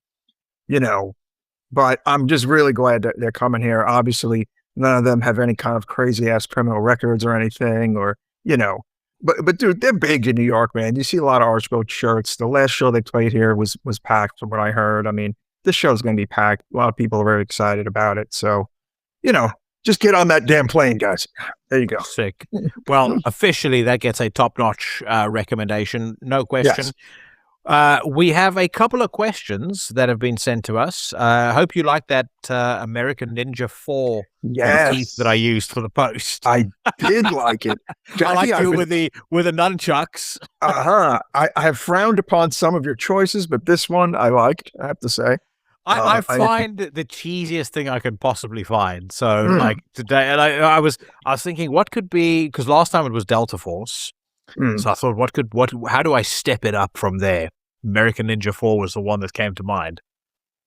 Excellent. By the way, I have actually, just as an aside, I made a bit of a 4K Blu-ray purchase today. Got myself Rambo: First Blood. Oh, nice. Yeah, I got The Unforgiven. Anyone who hasn't watched The Unforgiven, another 5.5. Yeah. Yeah. I also got Jaws. I don't own Jaws. 5.5. I had to get myself that. Got myself the original 1989 Pet Sematary. Great movie. Saw that in the theater. Yep. Superb film. And then I got myself the, I think 78 or 79 Amityville Horror. So, yeah. Yes, 70. Yes, I think it's 79. I love the OG Amityville Horror. Yeah. I've passed by that house a few times when playing Long Island. It's it's a cool little thing to see. But dude, okay, so I was a bit of a child of not divorce but separation in the early 80s. My parents were separated for a while, and Dad would have to take 4 of his 5 children to the movies a lot. And I saw First Blood as a 9-year-old in the theater. I had no business seeing that movie probably at 9 in the theater. It's a little intense, I think, but my God, that is a wonderful movie. Incredible. I think people kind of forget about it and sleep on just how good that movie is. Stallone is amazing in it. Everyone is kind of like amazing in it. Now I want to watch it again, actually. Yeah. Yeah. That final scene where, Richard Crenna tells him it's over, John, and he goes, "It's over, Johnny." I say that all the time. Nothing's over. Yeah. Very, very good acting from a guy who, generally speaking, does not have his acting celebrated. I personally think nearly as often as it should be. And thus begun the lifelong obsession with what I refer to as the Rambo knife, Jackie. Oh yeah. I've just, it's like 40+ years now. Every time I see a knife like that, I go, I want to have one of those, even though I have no reason to have one of those. And as a kid, like if you had a knife like that, you were the coolest kid on the block, with the Rambo knife. Nowadays, that sort of thing here in the UK is highly illegal, but in South Africa, getting a Rambo knife for Christmas, that was a rite of passage. All kids got a Rambo knife at some point for Christmas. Oh my God! Kids running around with these 12-inch blades, with playing with it in the back garden and having knife fights. Let's be honest as well. As I've been keeping up with jolly old England, Rambo knives are the last thing needed back there. So yes, we don't need those knives there. So I mentioned we had a couple of questions come through, and the first one we will discuss today. Metal Sheck has sent a question. What is the greatest death metal album, and why is it Deerside's self-titled debut? I have strong feelings on this matter, but I'm gonna let you answer first. Okay. I gotta be honest, he's not wrong. I, as like an adult, I am gravitated now more listening, probably for nostalgic reasons, and probably because, again, my old band got to play with them twice in the beginning of the 90s, and I got to see them all the time in the beginning of the 90s. I'm very gravitated toward the first 4 Deicide records, and particularly the first 3 Deicide records. And Blessed of the Sick, Morbid Angel, it is my favorite. I know Alters gets lauded as the greatest death metal album of all time, blah, blah, blah, blah, blah, blah. But it's not my favorite Morbid Angel record. That doesn't hold true for me. So to say Deicide self-titled is actually a great answer, and on a certain day of the week, I might give you that answer, or Legion, actually. Legion packs this other punch, this other level of just like, I don't know, man, a vibe, and just seriousness that is even more intense and dark than the self-titled. But honestly, anyone who gives that answer is not wrong. You're right. So there you go. For me, there's no question the first Deicide album is the greatest death metal album of all time. It's a perfect capture of 33 minutes worth of the most testosterone-fueled male rage you can possibly imagine. It is Glenn Benton's best vocal performance by far. It's a precision assault that is so perfectly timed and so rhythmic and so catchy in its own right. And it's then paired with incredible riff upon riff that is memorable, it's catchy, it is extraordinarily aggressive. And then you've got Steve delivering, I think, one of the, I mean, it's a very flawed, but it's perfect in its flaws drum performance. And the thing that I truly love about this record is that every single song has its own unique character. You can distinguish it from the track that came before and the track that comes after. I just don't believe that we will ever hear a record like this again at any point in our lifetimes. And you can go through top to bottom. I hear you. Not a song that is anything less than 10 out of 10. Lunatic of God's Creation, phenomenal. Sacrificial Suicide, you've got that, the very famous breakdown, the damn to hell, end my life. I mean, just fucking phenomenal. Oblivious to Evil, brilliant. Dead by Dawn, brilliant. Blaspherian, brilliant. You got to go through those songs and you're like, okay, those are 5 perfect death metal tracks. And then the second side is even better. You've got Deicide, which has one of the greatest breaks and one of the greatest riffs in all of death metal. Carnage in the Temple of the Damned is a masterpiece. I'm glad to see they've started wheeling that back out again in shows recently. Mephistopheles, I got to see them play that live once, and I mean, it will fucking crush your skull. Day of Darkness, genius, and then Crucifixation, the best possible way to end the best possible death metal album, especially where Glenn is yelling, "Where's my crucifix? I can't die without it." Amazing. Just absolutely fucking amazing. So Metal Shack is 100% correct. Here's the other thing, though. In my more recent years, I've been really, really fucking with Once Upon a Cross so much that I actually think it's the best sounding Deicide record. And actually, I believe Roadrunner spent and gave them the most money for that recording because of the success of the 2 prior records. And it shows sonically. I think it completely shows that it's a very top-notch, as you would say, recording. And that record has songs that are, to me, are some of death metal's best singles, in my opinion, including Once Upon a Cross. And We Are the Children of the Underworld, bro. Woo! I was listening to that in an Uber the other day, and I'm just thinking to myself, wow, there's like thrash metal like vibes in some of the riffing in that song that I think completely go over people's heads, because honestly, every death metal guy grew up on kind of like early first wave thrash metal, and it's obvious, you know what I'm saying? That was the heaviest thing that they were listening to before a lot of these people literally helped invent death metal. And I feel like there's touches of that in certain Deicide. But that album, to me, just, I don't know. I would pay big money to see them do that whole album front to back. I do love Once Upon the Cross very much. Same with Legion. It was always, I liked Serpents of the Light, but it was always a massive disappointment to me what happened with the production, because I do agree with you. Sonically, in terms of what packs the most punch, there's no question that Once Upon the Cross is the album. Favorite song of Once Upon the Cross? Behind the Light Thou Shall Rise. The Master, Lord Lucifer, from Behind the Light Thou Shall Rise. I mean, it's just so good. It's just prime Deicide, Glenn sounding fucking badass, and just every single element of the record working in perfect synchronicity. Serpents is hard as nails, but that production lacks a little bit, and there aren't as many bangers as there are on the first three, but to me it is still a very, very strong, very good record.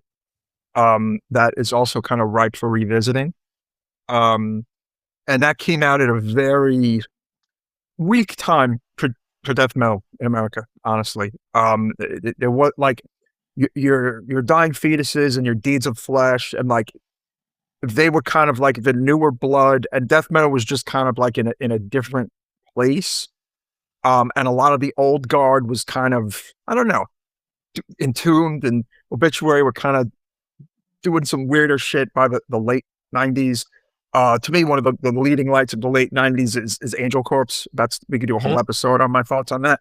But like that record to me is one of the better of the classic bands in the late 90s death metal records, you know? Yeah. No, it is a very good album. I mean, Bastards of Christ, Blame It on God. There's a lot of very fucking cool songs on that record. Just as an aside on Angel Corpse, have you heard Gene Palabiki's band Hexorcist, who I spoke about last week? No, I was unaware he started yet another band, so I'm asleep on that. Strong recommendation, and I believe that you will come back to me and say, wow, Jackie, that is a fucking absolute banger. I'm sure I will. I like all of this shit. Yeah, Crucificial Imprecations is the title of the album. The band is Hexorcist. They put it out on Invictus Productions on the 31st of July. Oh, okay. It's another absolute surefire contender for the year's best. Phenomenal. Quick question. What separates it from, say, Perdition Temple and Angel Corpse, right off the top of your head? Is there anything that is different? It has a very strong Angel Corpse vibe. I would just say the violence level. It's such an aggressive album. As soon as I heard it, I was just mesmerized. Okay. Yeah, Perdition Temple is super duper heavy on the Morbid Angel worship. And particularly the early Morbid Angel. Definitely, of course, hints of Angel Corpse. It's hidden. So it's like I feel like there's never not going to be some Angel Corpse in his shit. But if this band really kind of goes for that, then yeah, I got to hear this. Yeah, no, you are going to love it. I have no doubt about it. No doubt Cool. at all. All right, let us get on to some more music. And if we head over to metalstorm.net, we have got a new track coming out by Swedish death metal veterans Sorcery. Apparently, they have a new album out on October the 1st called The Immaculate Sin. And they have released the first single off that record entitled Shadowborn. Let's hear what that one sounds like.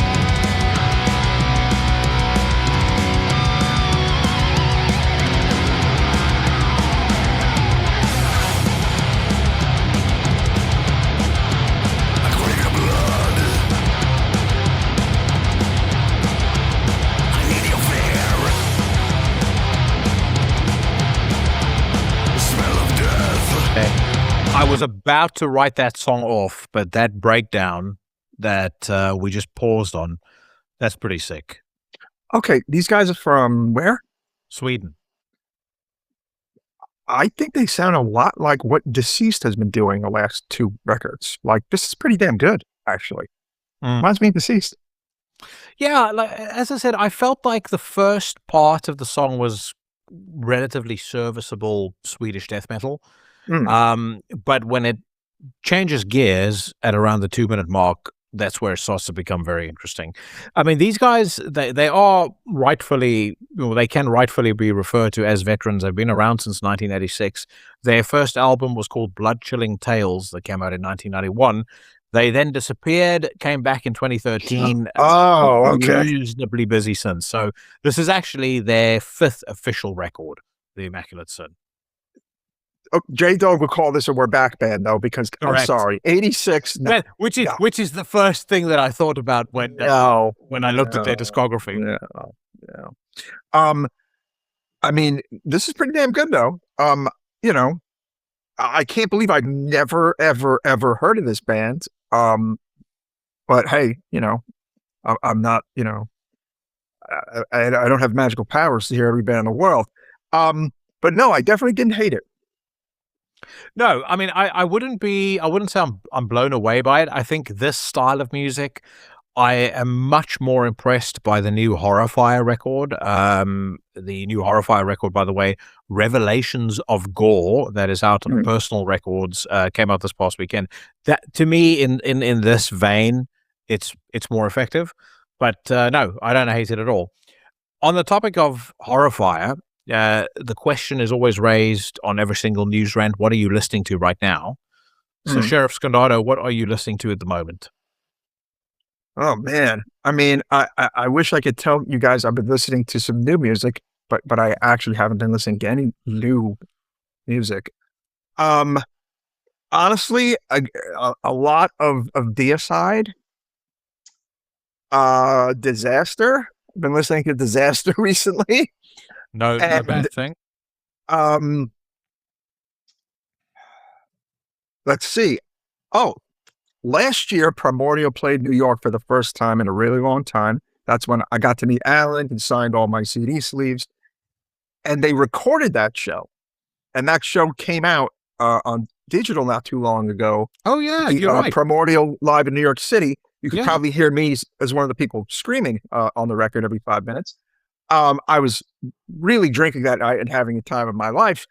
And the vinyl of that is coming. So I've been listening to the digital of that. I was literally listening to that today, this morning while running errands. So I've been fucking with Primordial a lot, Yeah, I mean, again, nothing too crazy. I mean, also, let's see, some vinyl came in recently. Oh, I got some Revenge records on vinyl. I've been missing for the collection.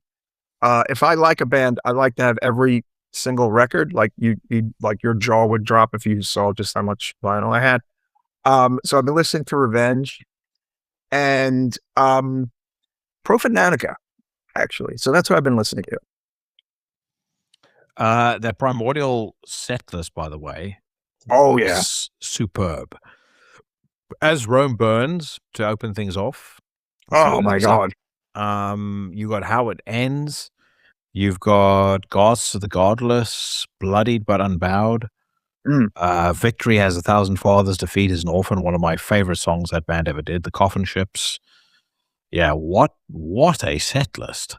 Yeah, I think they made it special because they probably knew they were going to put it out, even though I didn't know. And they did Gallows Hymn, bro. So whoever you hear screaming during that, I'm probably one of those, screams, because that's literally one of my favorite songs of all time. And I feel like they hadn't been doing that live. Like I'd seen kind of set lists and like live sets. I mean, they have so many bangers, like, there's only so many songs they could do. And hell, I wish they would come here with more frequency, but if they ever come back, I mean, I'm there the moment the tickets go on sale. Never a band I've gotten to see live, actually, by the way. I've always missed them for whatever reason, and they're one of my favorite bands. So I do feel like that is one I need to change for sure. Speaking of live sets, I've successfully missed 2 shows this past week. Midnight played last Sunday, and I was supposed to go, but I was a little worn out from, being at the beach and some drinks. So I did not go to that show. And then last night, Suffocation and Dimmu Borgir and Holder played, and I had a free ticket, and there was this monsoon that came as I was about to leave my house, and I have to walk like a bunch of blocks to the train, and then get on the train and get into Manhattan, and then walk a bunch of blocks to the venue. And I told my friend, I'm 53, I'm not going to a show soaking wet, sorry. So I didn't go. I'm like, I'm not doing this. Mother Nature had other fucking plans. So I missed 2 good shows this week, but there's other shit coming. Tomorrow, I think I'm going to go see a band I don't know if you're familiar with. They were popular in the late 80s, early 90s, Circus of Power. Ever fuck with them? Oh, yeah, I know the band. Yes, they have 2 amazing records from like 89 and 90. They're like a New York hard rock band. They're playing in Brooklyn, and I believe I am going to that tomorrow at Lucky 13. And there's definitely other shows coming up I'm going to, but I always get the FOMO when I miss a good show. I am going to Arctangent, which is a 4-day festival. I'm actually only going for the day, but I'm going with my daughter, so it's going to be her first festival, and we're going to see specifically Chelsea Wolfe, who's headlining that day. Bear with me 10 seconds. I just want to let the dog in. She's making a racket. Sure. In 2 secs. Yeah, so I think the Tony Danza Tap Dance Extravaganza are playing that day. There's a couple of other bands. It's nothing that's, particularly mind-blowing. I am very, very excited about Chelsea Wolfe, though. I'm a big fan, and I've never seen her live before, so I'm looking Me neither. at that, and definitely looking forward to experiencing that with my daughter as well, because she's also a big fan. Oh, and next weekend, I'm 98% going to this. Agalok and Profanatica are playing in New York. Yeah. I really, really want to see that. That's a very cool combo. To me, that's like two of the most important black metal bands in America. Like, you know what I'm saying? Like, of American black metal at 2 ends of the spectrum and 2 different eras. I was about to say, I couldn't think philosophically of 2 bands that are more poles apart within black metal than those 2. But here's the thing. The guys in Agalok, I believe they're about my age. I forget which band member I was a Facebook friend of for a while, and we would talk, and when they did this New York signing thing a very long time ago, where they didn't play, but they signed like a reissue of one of their records. I've seen them 3 times, saw them in a snowstorm over 20 years ago. I was up on them immediately, like when the very first LP dropped on CD on the End Records, which was 98, 99. Those guys know what's up with black metal and American black metal and their history, and you know what I'm saying? So in a way it makes a lot of sense, but in a way it doesn't make sense. I almost feel like this is the kind of black metal that Paul doesn't even like, but I bet if Paul sat down with them and like he would like think that they were like the coolest fucking guys, because again, they know what's up. Like, you know what I'm saying? Those guys are fucking the real deal, in my opinion. I actually need to reach out to Paul again and get him on for a second. He's so great with interviews. Oh my God, he's the best. when we spoke the last time, that he was saying that he'd definitely be up for a second round, so I should make that happen. Stuff I've been listening to, as you're talking about Holder and you're talking about American black metal, Holder, the new album for Bolgan, I think is superb. Fantastic follow-up to Verses in Oath. And I've been a massive fan of Holder for a very long time anyway. I feel like they're one of those bands that just at the moment can't seem to do any wrong. So the new album comes very, very highly recommended. I'm also checking out, I mentioned it already, Horrifier, Revelations of Gore, masterpiece. A band out of Barcelona called Spectre, their new album, A Procession of the Dead, is really good, nice, rough, raw, and ready black metal. And then one that has stuck with me since I discovered it on this very news rant the Mordant Red Lord Humongous split EP. That gets a twice-a-day airing at into the Necrosphere HQ at an absolute minimum. And in case anybody is a fan of Mordant Red, which, quite frankly, if you're a member of the Legion, you should be, I will be speaking next week to the frontman of Mordant Red. Recorded that about 2 days ago. That was a raucous affair and probably somewhat less serious than some of my recent interviews have been. But Revok is a fucking badass. He's 100% my kind of guy. And we had a awesome conversation. So that's coming up next week. Yeah, Lord Humongous played a show that I completely was unaware of, and I saw parts of it on Instagram. I was like, fuck, because they played the other end of Brooklyn. Mordant Red, it's funny, I remember hearing about them maybe 2 years ago, and I thought that like they had that, that interesting fucking crazy look and sound, and it's kind of cool that they like have some like buzz on them now and like some steam, because I remember them maybe even a little more than 2 years ago on YouTube. And they just kind of stuck in the back of my head. And then like J-Dog was talking about them, like, oh shit, that's that band. So, I feel like I might have had them in like my Bandcamp collection from a long time ago. Same thing kind of happened with Lord Humongous, actually. They just found my way into my life, those two bands. And now a lot of people are talking about them. So that's cool. So I got into Mordant Red because Vincent Crowley, he messaged me and he said, you should check these guys out. They're friends of mine. And I saved it for the news rant, listened to that first single that they brought out on the split EP. And just to remind myself, the single is called Knife Wound Memories. And as soon as I heard that, I was like, this is so fucking up my street. So massively into that. And Lord Humongous, they actually listened to the podcast. And I had noticed that they liked a few posts of mine and stuff. So I very often, if a band, especially a band I don't know, an unsigned band, if I notice they're liking stuff that I'm posting, I'll go check out their music. And I checked it out, and I was like, this is spicy. Great. This is 100% up my street. They're really good. Hopefully I get to see them soon.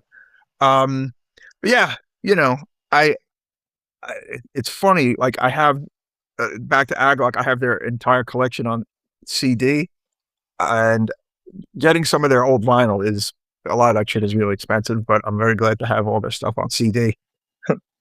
Well, I'll tell you something, brother. I don't know whether or not Justin is planning on doing a Dead by Dog 3, but I do want to come to the States at some point for a metal show.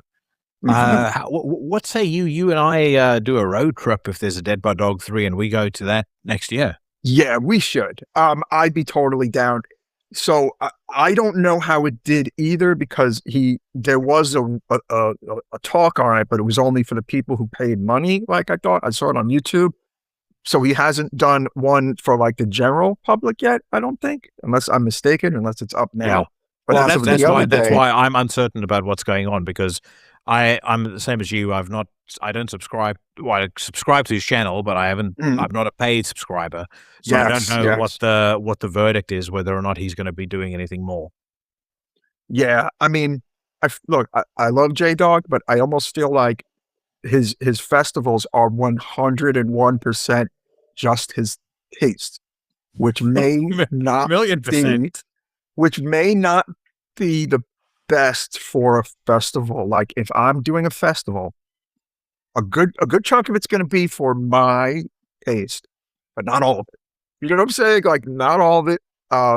You got to spread the wings, I guess, a little. And, I don't know. That's just my 2 cents. Love J-Dog. Love the fact that he's doing these. But, I feel like that could be a factor, right? Yeah, possibly. I'll talk to you about something offline, actually. There you go. Vis-a-vis fests. But Gotcha. Let's, again, we'll stay on the topic of American metal. I hasten to say American black metal because I don't necessarily think these guys really should be called black metal. But there's a new Wayfarer single out, and it features none other than David Eugene Edwards. I don't know if you're a big fan of Woven Hand, but I am. Massively so. Same with 16 Horsepower. So I only know the name. Second I saw this, I was like, I'm saving this for the news rant. Me and the sheriff need to check this out together.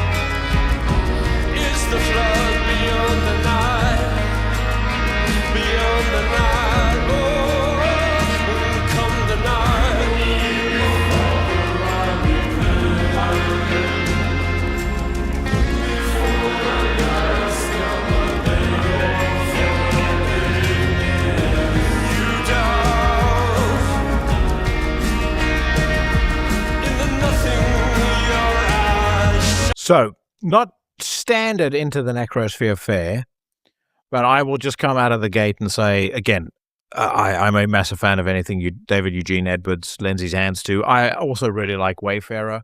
I loved their previous record, American Gothic. This seems like they've basically gotten rid of whatever vestiges of black metal was still in their sound. Nevertheless, I fucking love it. Disclosure, I am a Wayfarer fan. I saw them live twice years ago, and was an early onboard supporter. I fell off with them though, and look, yeah, this isn't black metal at all.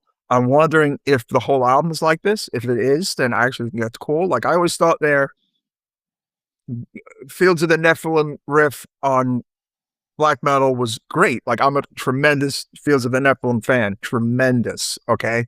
And I think a lot of people, like, no one really does that good, honestly. Like, to me, there's just Fields of the Nephilim. Like, there's the people that kind of try to do that, it falls flat for me. And when they kind of fucked with that, they did it pretty good. Yeah, I'm wondering about the rest of this record. I have no idea who this guest vocalist guy is. I have no idea who these bands are. So who is this person? So those two bands I mentioned, how I got into them was through Morgan from Marduk. Years ago, I spoke to him for a phone interview for Chronicles of Chaos. And I asked him, what are you listening to right now? And he said, I'm really into 16 Horsepower and Woven Hand. And I'd never heard them before, but I checked them out. And I mean, if this song you just heard is something that you like, yes, then both of those bands are essential listening. Okay, Woven Hand, I've heard the name, actually. I've heard their name, I've never heard what it sound like, yes. So the Woven Hand album that I would recommend most highly, I mean, I would suggest you check out all of them, but the one I would probably start with if I were new to Woven Hand is a record that came out in 2014 called Refractory Obdurate. There's a song on there called Salome, which is just a total masterpiece. And then with 16 Horsepower, they put out a record in 1997 called Low Estate. That's probably the one that I would check out first. I would say sonically, this song probably reminds me the most of Low Estate. Where's it from? From the US. Oh, yeah. And the interesting thing about David Eugene Edwards is that he is a very, very devout Christian, and a very significant chunk of all of his music. And obviously, there's an irony in Morgan from Marduk recommending them to me, and so many other black metal guys I know who'd really like both bands. But so much of what he sings about is really about spiritual and existential struggle, and it is kind of set in this very dark atmosphere. It's really, really cool. In a weird way, it also, from an atmosphere perspective, it reminds me a bit of the first season of True Detective. Well, it's interesting you say that. I believe you're aware I'm a Catholic, so I'm full of yes, I'm full of irony and contradictions. One can argue, but yeah, that definitely sounds interesting to me. I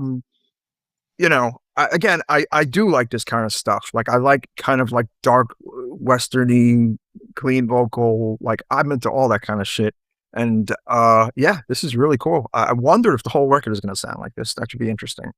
Well, dude, irrespective of Wayfarer, who does earn a thumbs up without question, I've got a hunch both 16 Horsepower and Woven Hand are going to be your jam. So check it out. I think hell yes. I love it.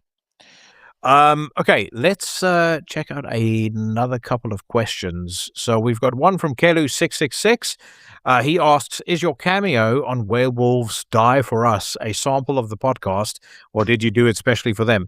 It was a sample. It was taken from a news rant where I was listening to a song by Cataclysm. And I mean, I personally feel like basically everything that Cataclysm did that wasn't the first... Was it 2 EPs? First 3 records. I'll just say the first 3 releases, honestly. Yeah, correct. First 3 releases. Everything after that is unlistenable shit. If it's not the Mystical Gate of Reincarnation, Sorcery, or Temple of Courage. And then there's those first 3 ridiculously good records. And then after that, they totally fell off. So I was listening to a new Cataclysm song at the time. And the cool story about that is, at least for me, Matt sent me a message and he said, I've just sent you the new Werewolves record. Make sure you listen to the first first song. You're going to absolutely love it. And then this pops up as a surprise at the end. And yeah, I don't think I've been prouder at any point doing this podcast than I was when I heard that. That's so great, man. I had the rare privilege of seeing early Cataclysm like 3 or 4 times with the first singer in New York back in the day. They played New York a good couple of times. Some of these shows are on YouTube. They played the Wetlands a bunch that had a lot of the black and death metal shows in the 90s. All these shows were booked by an old friend of mine, Pan Pasquale. And man, like I remember when they first played, like that old singer I can't remember his name, dude, he was kind of like really intense and crazy and like real interesting to watch them back then, you know? It was very special, I thought. And what's weird is like what they've become, yet they're still really pretty big here, actually, in America. They play New York actually like often. They tour a lot. So it's like, I don't know, that like their fan base, I think, changed. There's other death metal bands, I have to think, where it's like your first releases are amazing, and then you became like this whole other band that I'm not interested in. You know what I'm saying? Yet you still have a really solid fan base. There has to be other examples in that.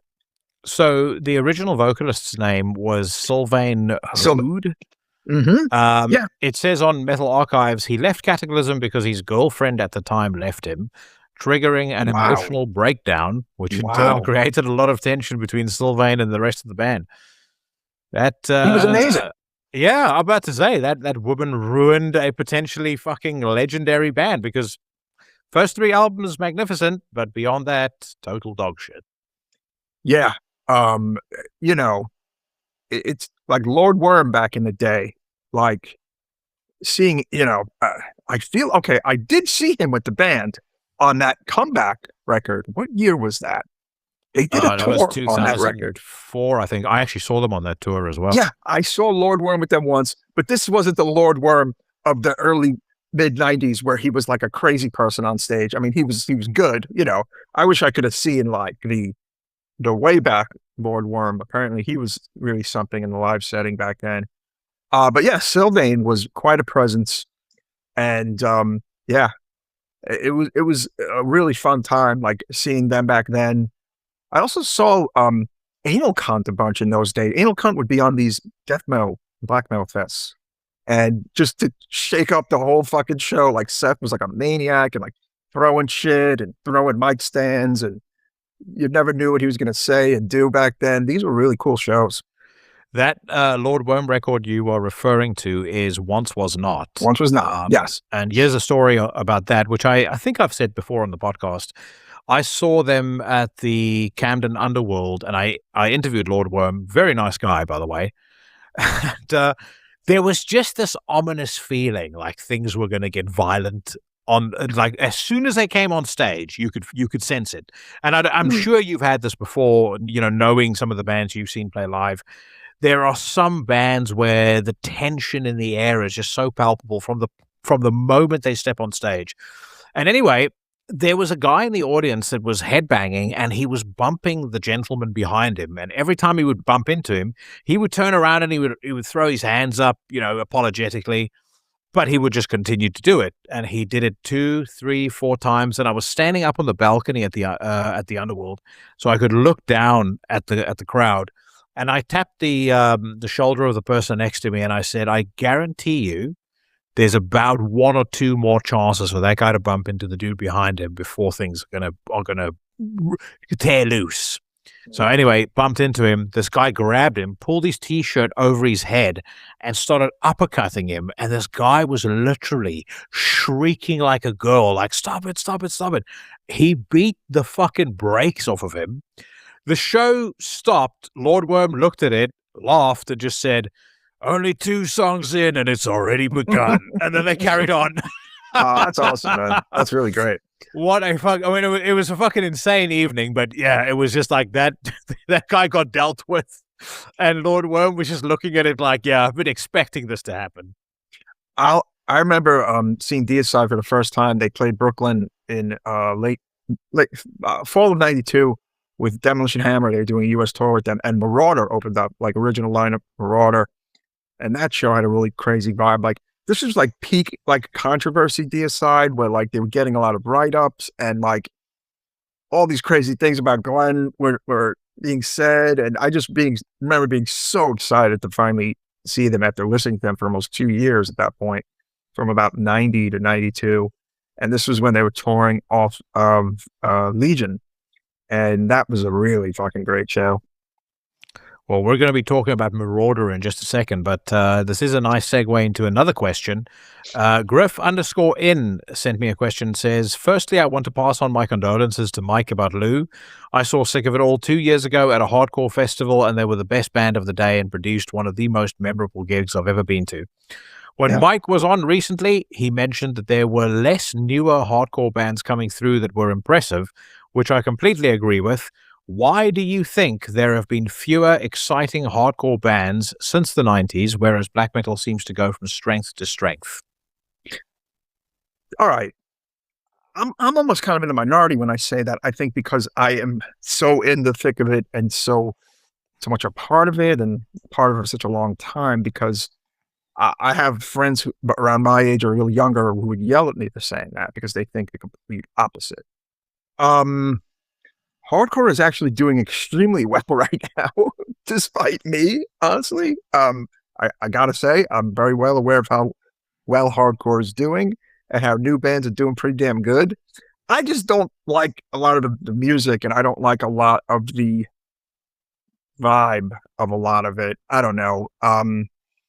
I was very privileged to come up in my first show in 1988 with hardcore. I mean, to see the second half of the second wave and be a part of the entire 90s as a fan and a participant, and the entire O's as a fan and a participant.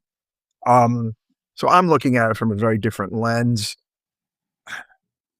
It's interesting that this person, who's probably definitely younger than me, feels the same way though. So that's interesting. But in reality, hardcore is doing very well. I love Terror because I think Terror is the mastermind of Terror is someone my age, bro. Scott is my age. And he comes from the late 80s too, when he was a teenager. So there's probably something there, you know. His hardcore tastes are probably almost the same as mine, if not entirely the same. I've read about his first show's experiences. I mean, it's a very similar story, you know. But the stuff that's right now, I don't know. To me, death and black metal are just more like what I like to listen to more these days. When I listen to hardcore, I listen to the older stuff, honestly, because I still really enjoy it. I still enjoy Sick of It All, obviously. I still enjoy Negative Approach. I still enjoy Slapshot. Like, that's my shit, you know, the Revelation stuff. Even like the early, late 80s California stuff. I like all that stuff. Circle Jerks, Black Flag, all those bands. Like, that's my shit. But yeah, the new stuff to me, it just doesn't move me. It's not coming from the same place, I think. And you know what? Maybe it's not supposed to, because I am 53, you know? So yeah. Yeah, well, I totally agree with you. I'm 46, but I like similar hardcore to you. I think Terror is the best active hardcore band that is in the scene right now. To me, there's no question about that. They haven't released a bad record, and I also really like Scott's previous band, Buried Alive. Yeah, and Human played with them a couple of times. Yeah, fucking superb band. I think that there was a band I played to you on a news rant probably 2 years ago called Candy. They are classed as hardcore. I don't know if I necessarily would buy that they should be classed as hardcore, but I do really like their music. Yeah, that's the other thing. Like, there's a lot of bands that are so overtly metal that they lack any hardcore.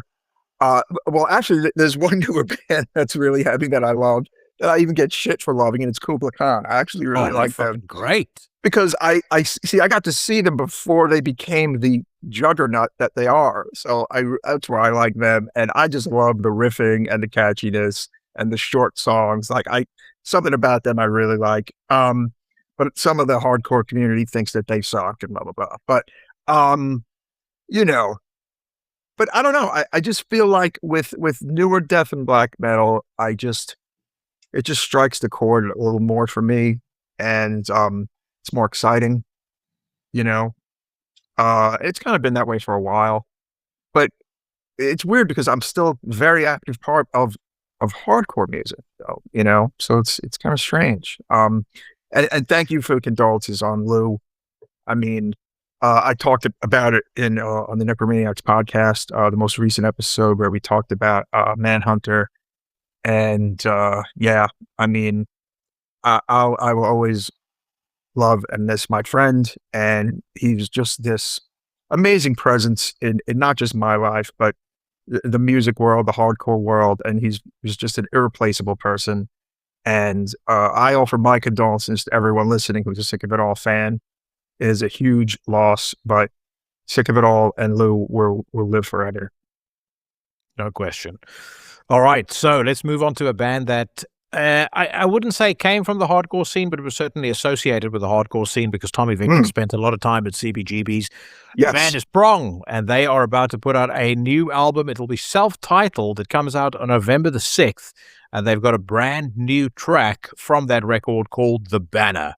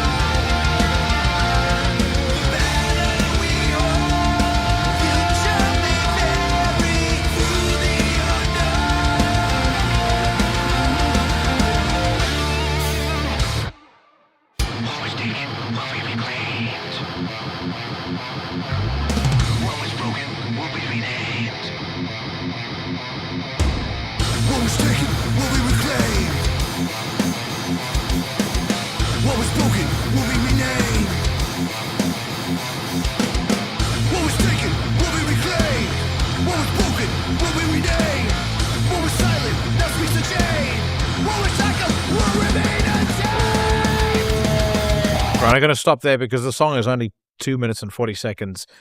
I've got some strong thoughts on that song. Dude, what do you think? Okay. It's like a hardcore song until it is not. Until that moment comes where it is not. But it's like I don't know, it sounds really different. And he's almost like talk screaming. Like, yeah. Right? But it actually almost sounded like a modern metallic fast hardcore song for that whole beginning. Am I crazy? No, and then it just completely becomes something else. So let me just again, I may have mentioned this a time or two in the past. I don't think you and I have spoken about this though, but Prong will be one of those bands that will always have a very special place in my heart. I got Cleansing when it came out. 94. No one I knew liked the band, but I listened to it at a CD store called Rebel Music. I heard Snap Your Fingers, Snap Your Neck, and I was sold. Like, to me, it was that was just such a fucking incredible song. To this day, if you are anywhere near me when that tune starts playing, watch out. It is also a record that I think captured lightning in a bottle for them because there isn't a bad song on the record. Whose Fist Is This Anyway? fucking phenomenal. Broken Peace, great. One Outnumbered, amazing. Out of This Misery, I mean, what a tune. Then they managed to catch lightning in a bottle again on Rude Awakening. Rude Awakening, top to bottom, to me, is magnificent. Great title track. Yeah. And after that, for whatever reason, it has just been, I mean, patchy at best. I don't know what's happened to Tommy Victor creatively, but there'll always be a band that I hold in exceptionally high regard and I have such high expectations for. And every time a new album is announced, I'm excited because I think, all right, here's the record where they return to form. I've seen them live, saw them live a couple of years ago supporting Exodus and Obituary, and they were superb.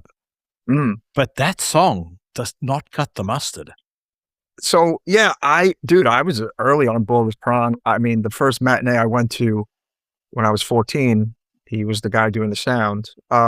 He did the sound for a lot of the matinees, 88, 89, until Prong got really popular and he was on the road more, I believe. And I mean, I saw Prong in 90 and like, you know, Beg to Differ is just, I feel like Pantera doesn't happen without Beg to Differ. Like I always thought that they kind of like really liked that record.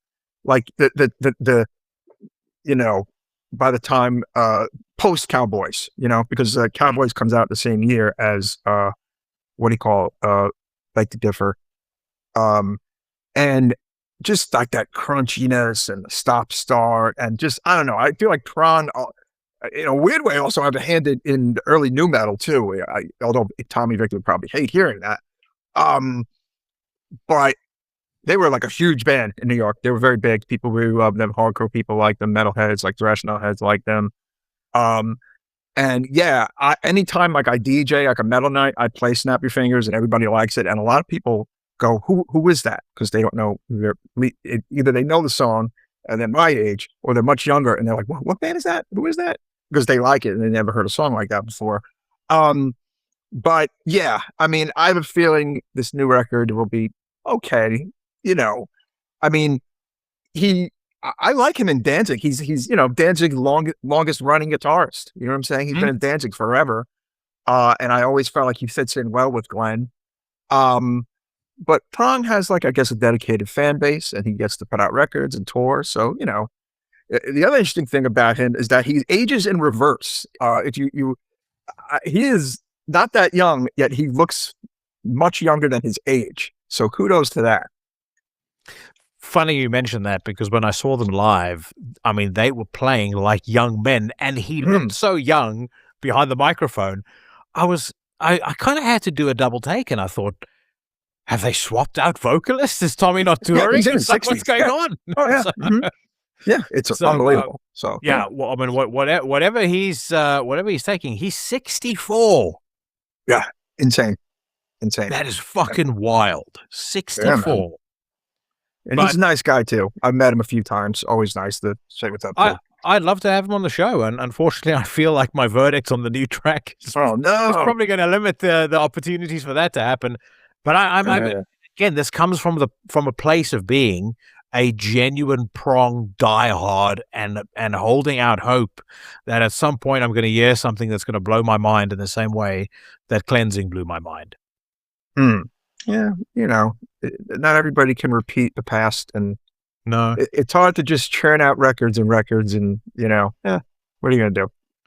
Well, which is why I have so much respect for bands that are able to keep doing it at the highest of high levels so late in their career. You know, we've spoken about Napalm Death many times before, but my God, man, they may be commies, but they know how to turn out a fucking serious Yeah, exactly. Like they still put out very solid records. Cannibal Corpse still makes very solid records. Yeah. Even though they get a little samey, they're still good. I still buy them. You know, you always kind of know what you're going to get. Yeah, it's fucking great. You know, Obituary.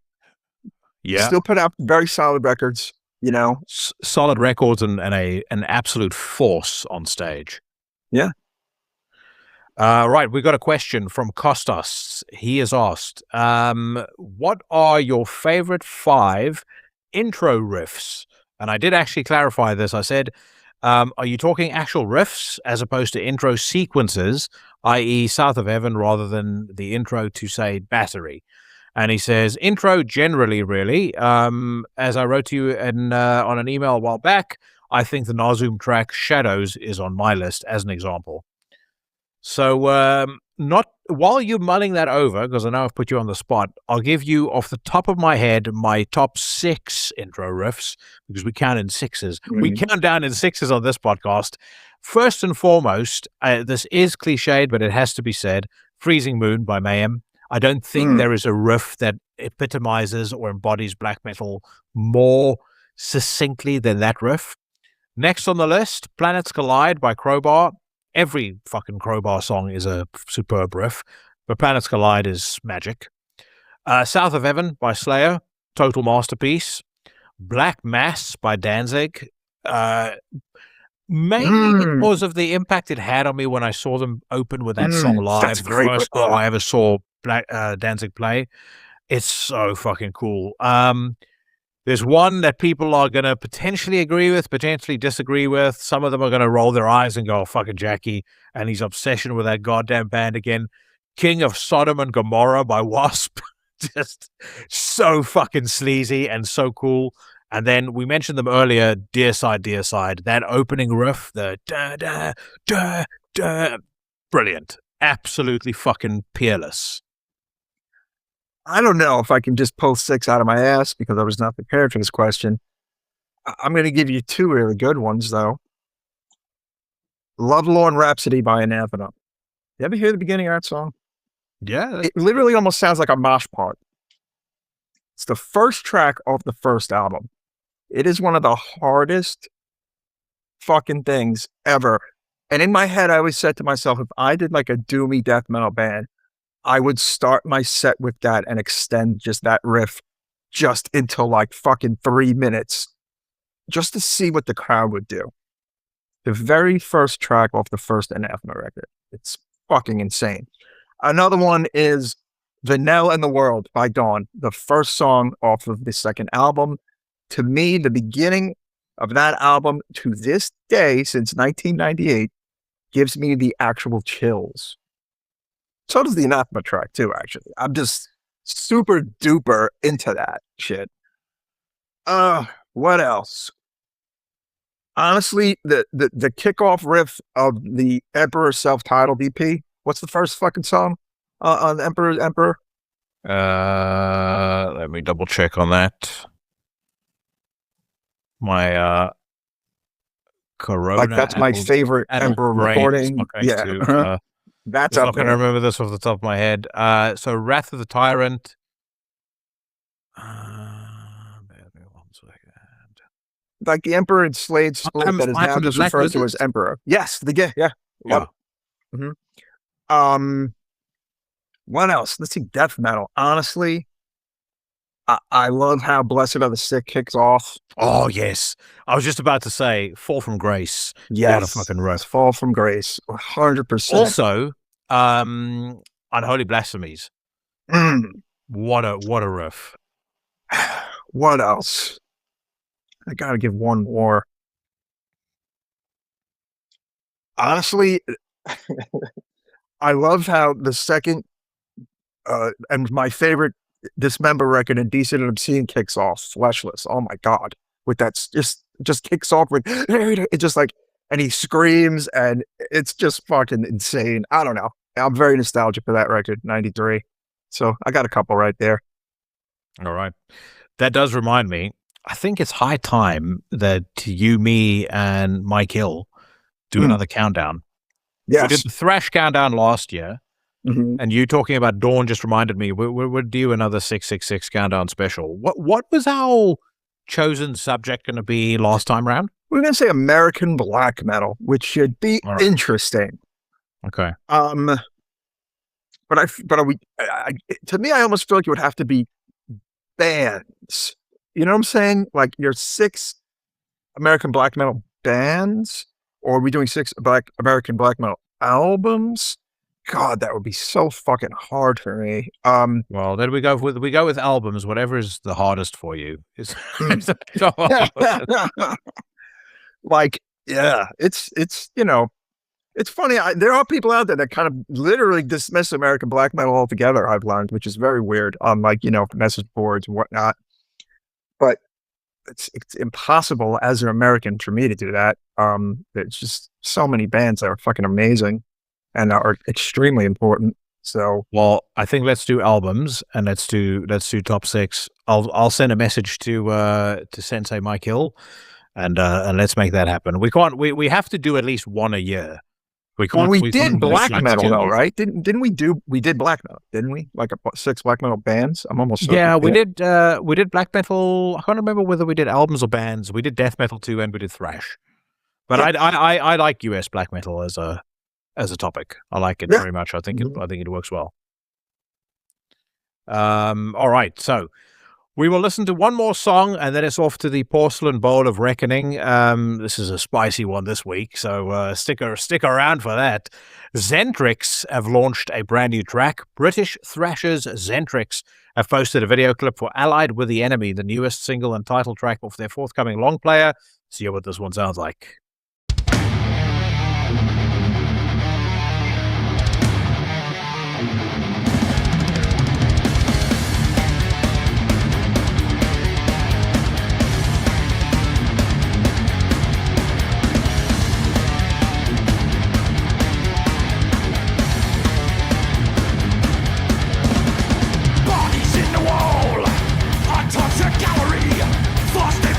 Upon the weak, powerless as seem to be, under duress. Cooperation is self-defeat. Scream and you're dead. You tear the world apart. If only this was a dream. Subject of fragility, born out ability. The start is wrapping up under siege. Shields before you're paralyzed. What's your need? Before you realize you're allied with the enemy.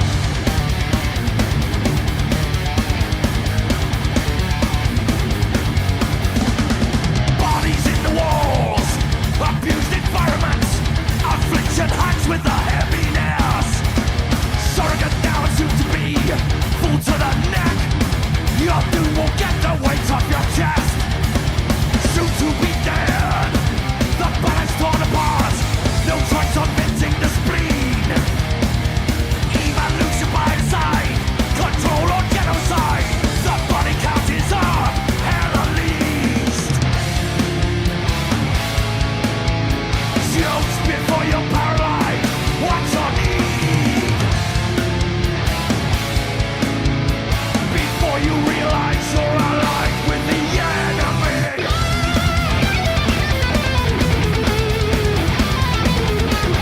I'm going to throw this out there. That song takes a steamy piss on anything I've heard of the new Anthrax album, and also anything I've heard of the forthcoming Forbidden album. Xentrix are not a band that were ever considered to be in the league of either of those two bands. Their debut album, Shattered Existence, is great. But fucking hell, I think that's got some sack to it, as Jane. That is kind of thrash with sack. It is actually. Yeah. It's.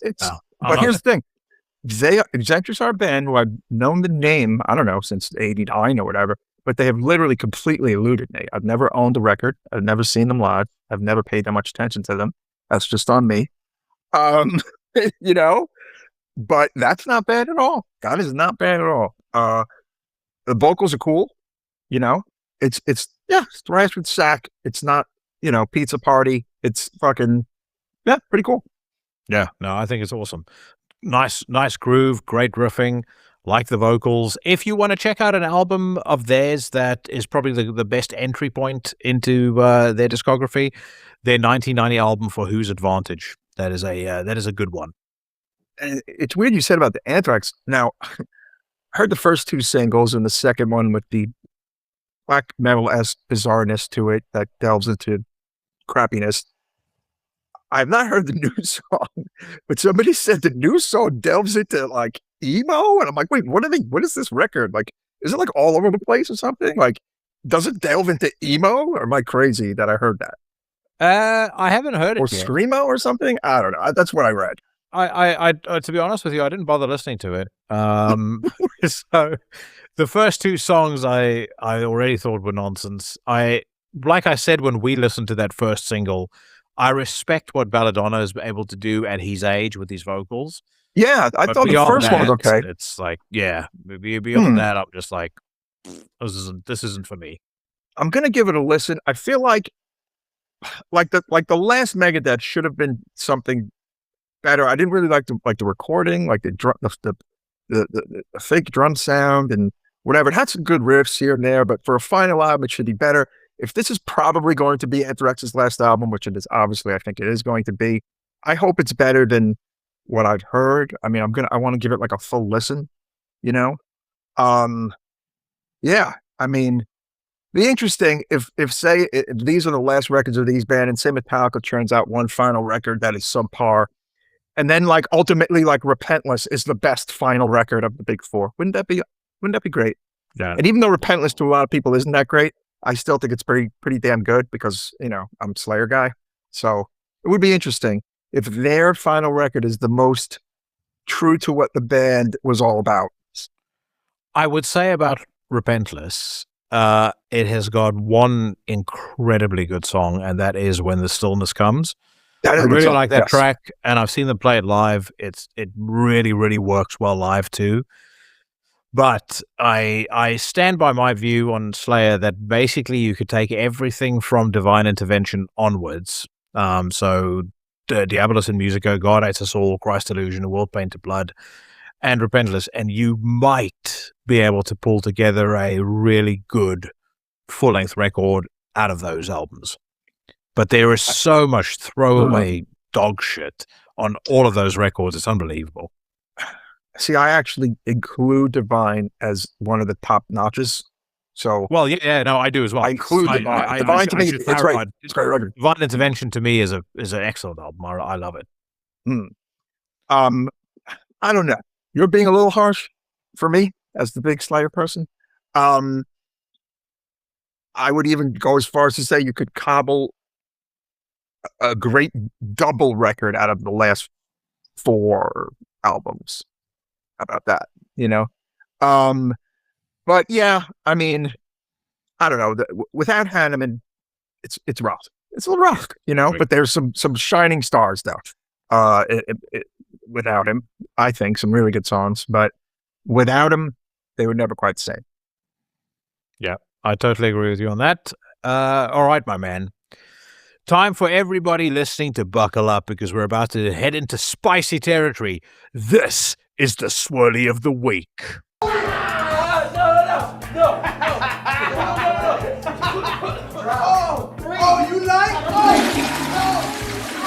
When did the music scene become so fucking fragile?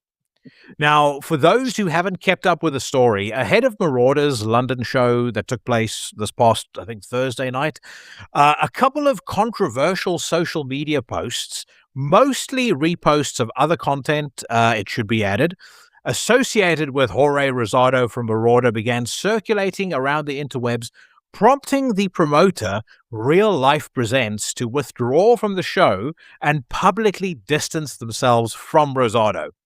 Now, the show itself wasn't cancelled. It went ahead, as I understand it. It was very successful. But, as you would imagine, the controversy escalated when Rosado himself responded with a very lengthy and extremely combative video in which he denied being racist or transphobic. He attacked his critics. He addressed the various allegations being made against him, including the old dredged-up controversy surrounding Marauder's cover of a old Screwdriver song, and what might otherwise have been a relatively obscure bit of hardcore scene drama subsequently turned into something a lot bigger, which is why we're talking about it today. So, like many of you, I was watching this situation unfold, and honestly, the thing that struck me on the things that Jorge posted or that he said, some of it I agree with, some of it I don't, some of it I think is just stupid. What struck me is that, you know, basically, people have lost their minds because somebody expressed an opinion, and it made me think, back to my original question, when did the music scene become so fucking fragile that anytime somebody colors outside the extremely narrow ideological lines that a certain section of the scene has drawn, that the immediate response is to declare that person persona non grata? Because I personally, and Mike, you're going to have a perspective on this, but that is not what I remember music being about. If you go through the history of rock, punk, metal, it is absolutely littered with people who were outrageous, obnoxious, offensive, self-destructive, politically incorrect, antisocial, or just plain fucking weird. Sid Vicious assaulted photographers. He was pumping enough heroin into himself to kill an elephant, and he was implicated in the death of Nancy Spurgeon, and yet nobody has decided that the Sex Pistols need to be removed from the musical history books. Ozzy Osbourne bit the head off a bat. He's and that is amongst a laundry list of absolutely fucking insane behavior that can be attributed to him. And yet somehow people still manage to put Blizzard of Oz on their turntables. Millions of people mourned him when he died. Donita Sparks from L7 threw a freshly used tampon at the audience in Reading and got applauded for it. And that is before we get into the countless musicians who have spent the last 50 years saying things that would make somebody on Reddit spontaneously combust. And here's the important distinction, and then I'm going to pause so you can tell me your thoughts on it. I'm not saying that we should excuse criminal behavior or genuinely reprehensible conduct. If somebody commits a crime, if they abuse somebody, if they exploit people, if they do something genuinely vile, then by all means, we should judge them for it. Those are just consequences that go along with actions. But if we've arrived at the point where somebody reposting something on Instagram is so offensive that it triggers a moral panic, then I think we have lost the plot. Here's the thing. I think the sensitivity began a little before COVID. Before, I would say. But during and post-COVID, like, everybody lost their minds. I feel like, I don't know, particularly in like the heavier end of the spectrum musical world, the sensitivity level just reached peak sensitivity and offended by everything, and everyone has to fit into your worldview and your opinion, and if they don't, then crucify on social media. A friend of mine pointed out, like, if you're just learning about like Marauder now or about Jorge now, yet you claim to be a Marauder fan, where have you been? Like, you know what I'm saying? Like, how do you, like, you know what I'm saying? This is really, come on. Like, the guy just speaks his mind. That's just who he is. He's always spoken his mind. Always spoken his mind. For as long as I've known him. But the thing is this, just disagreeing isn't enough anymore. It's not enough. You must be burned at the stake. You must be burned alive. Disagreeing, unfollowing, or unfriending, not enough. It's weird. There was another thing that happened with, I believe, a British promoter with Sheer Terror, where Paul Bearer, the singer, messaged the promoter wondering why they were playing the basement of a club. And that's like, he asked the question, why have we been relegated to the basement? And that promoter lost his ever-loving mind and blew that whole thing up. I don't know if you saw that too. Didn't have as much lightning as this one did, but that happened this week as well. And Paul spoke about it and was just like, what the fuck? Like, and then that show got canceled because Paul was like, why are we playing the basement? Paul is also extremely outspoken, total personality. Again, you know who he is if you're a remote fan of Sheer Terror. Just like if you follow Marauder, you should know who Jorge is.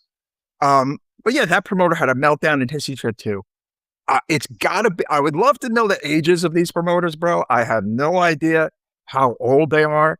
I have no idea how long they've been in the scene. I have no idea how long they've been fans of these bands. Something tells me it might not be that long, although I could be wrong. But yes, the sensitivity level is ridiculous. And these things are completely blown out of proportion, I think. I had an interesting conversation with a friend of mine a while back, and he is about as straight-laced and, black and white in his thinking as you can possibly imagine. And we were talking about the personalities in the scene, and he basically made a quip to the effect of, I wish people could be more like X. And I said to him, dude, one of the things about art and about this music scene in particular is that by its very nature, it is going to attract characters. People that have extreme personalities. I don't think you can make music in this scene and create the art that a lot of the people have made in the scene without being quite an extreme character. Like, to me, that's almost the point. What you can't do as a fan is you can't go into a club and expect that every single person on stage has the same worldview as you. I mean, I frankly don't think that you could do that in life. I have a lot of friends, or certainly people that I consider to be friends, that think wildly differently from me on a great many things, but I can write off and devalue their friendship or devalue them as human beings just because we don't see eye to eye. Now, as far as Jorge is concerned, you don't have to agree with him. You don't have to like him. You don't have to listen to Marauder. But the idea that somebody reposting something that you don't like on Instagram should result in this enormous fucking meltdown with promoters scrambling to distance themselves, Reddit turning into the fucking Hague, that to me really says something about the current state of the scene, a lot more so than it does Jorge Rosado. So, and honestly, like, to what the person asked about why I'm not so jazzed on the modern hardcore scene. Gee, I don't know. This doesn't happen it does happen, as we know, and has been talked about it on this show, in the death and black metal scene all that much. It really happens way more in hardcore, where there's just a lot more people that I think are more of that punk, modern, mindset. And it's a lot of younger people. That's the other thing. It's a lot of younger people that grew up way different than people who came up in the late 80s and early 90s. It's so different, bro. It's night and day. It definitely comes down to an age thing and when you came around and how you grew up. And, I am close to this. I've known Jorge for so long, and he's a good friend of mine. But what I'll say, again, is really, it's just about, like, know who you're, like, how do you not know certain things about a band or a personality that you're supposed to be, like, a fan of? Like, I don't know. I thought that was kind of weird. And if you don't like it, well, then don't listen to it. You don't have to fucking burn him at the stake. If you don't like things he says, they could have been quietly removed from a show or whatever by an email or whatever. Fuck, you know what I'm saying? Like, it didn't have to turn into this, but of course it did because it's 2026. And just disagreeing and not like wanting to be a part of something isn't enough anymore, bro. You know that. You've been fucking crucified for, like, nothing. Yeah. You know what I'm saying? It's just not enough. The good thing is that ultimately Marauder will continue. They'll play shows and life will go on, and that's that. But, like, the meltdowns of people are just really, that's on them, man. You know what I'm saying? You got to do you,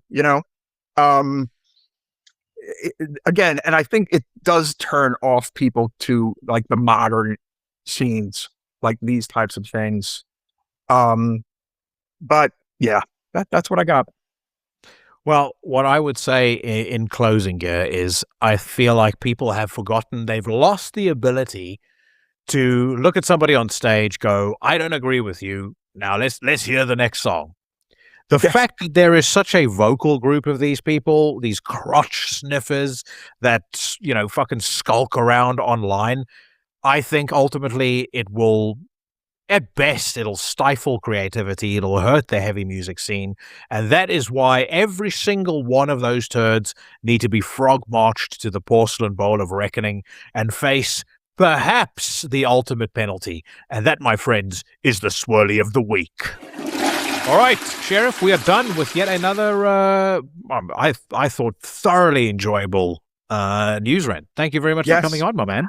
I have to say, although J-Dog would not approve of your shirt, that is a very cool Pantera shirt. I have to say, it's I like nice it very much. Nice one. I actually thought you might notice. Thank you very much. But that's a cool one. I don't think I've ever seen one like that before, with in particular design. Well, The Great Southern Trendkill is an album I really love, and when I saw this on the EMP website, I thought I have to have this.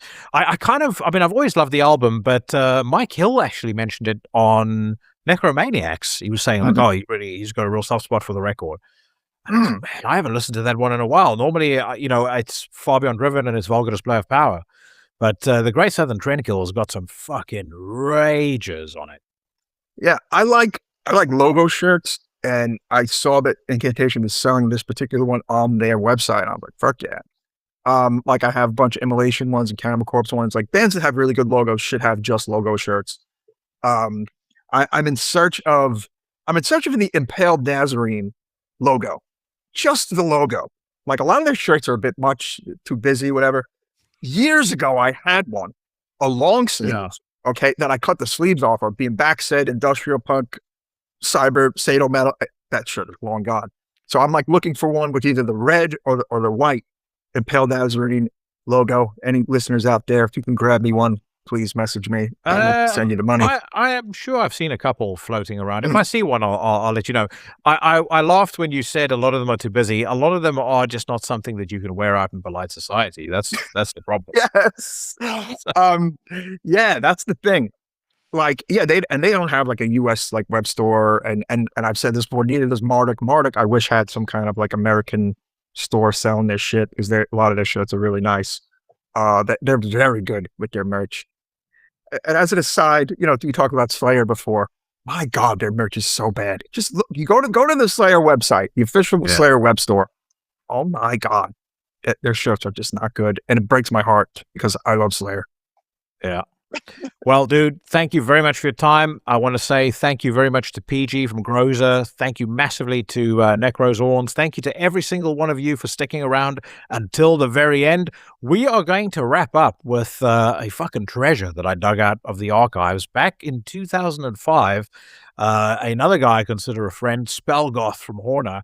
He put out an album with a band called Black Death Ritual called Profound Echoes of the End.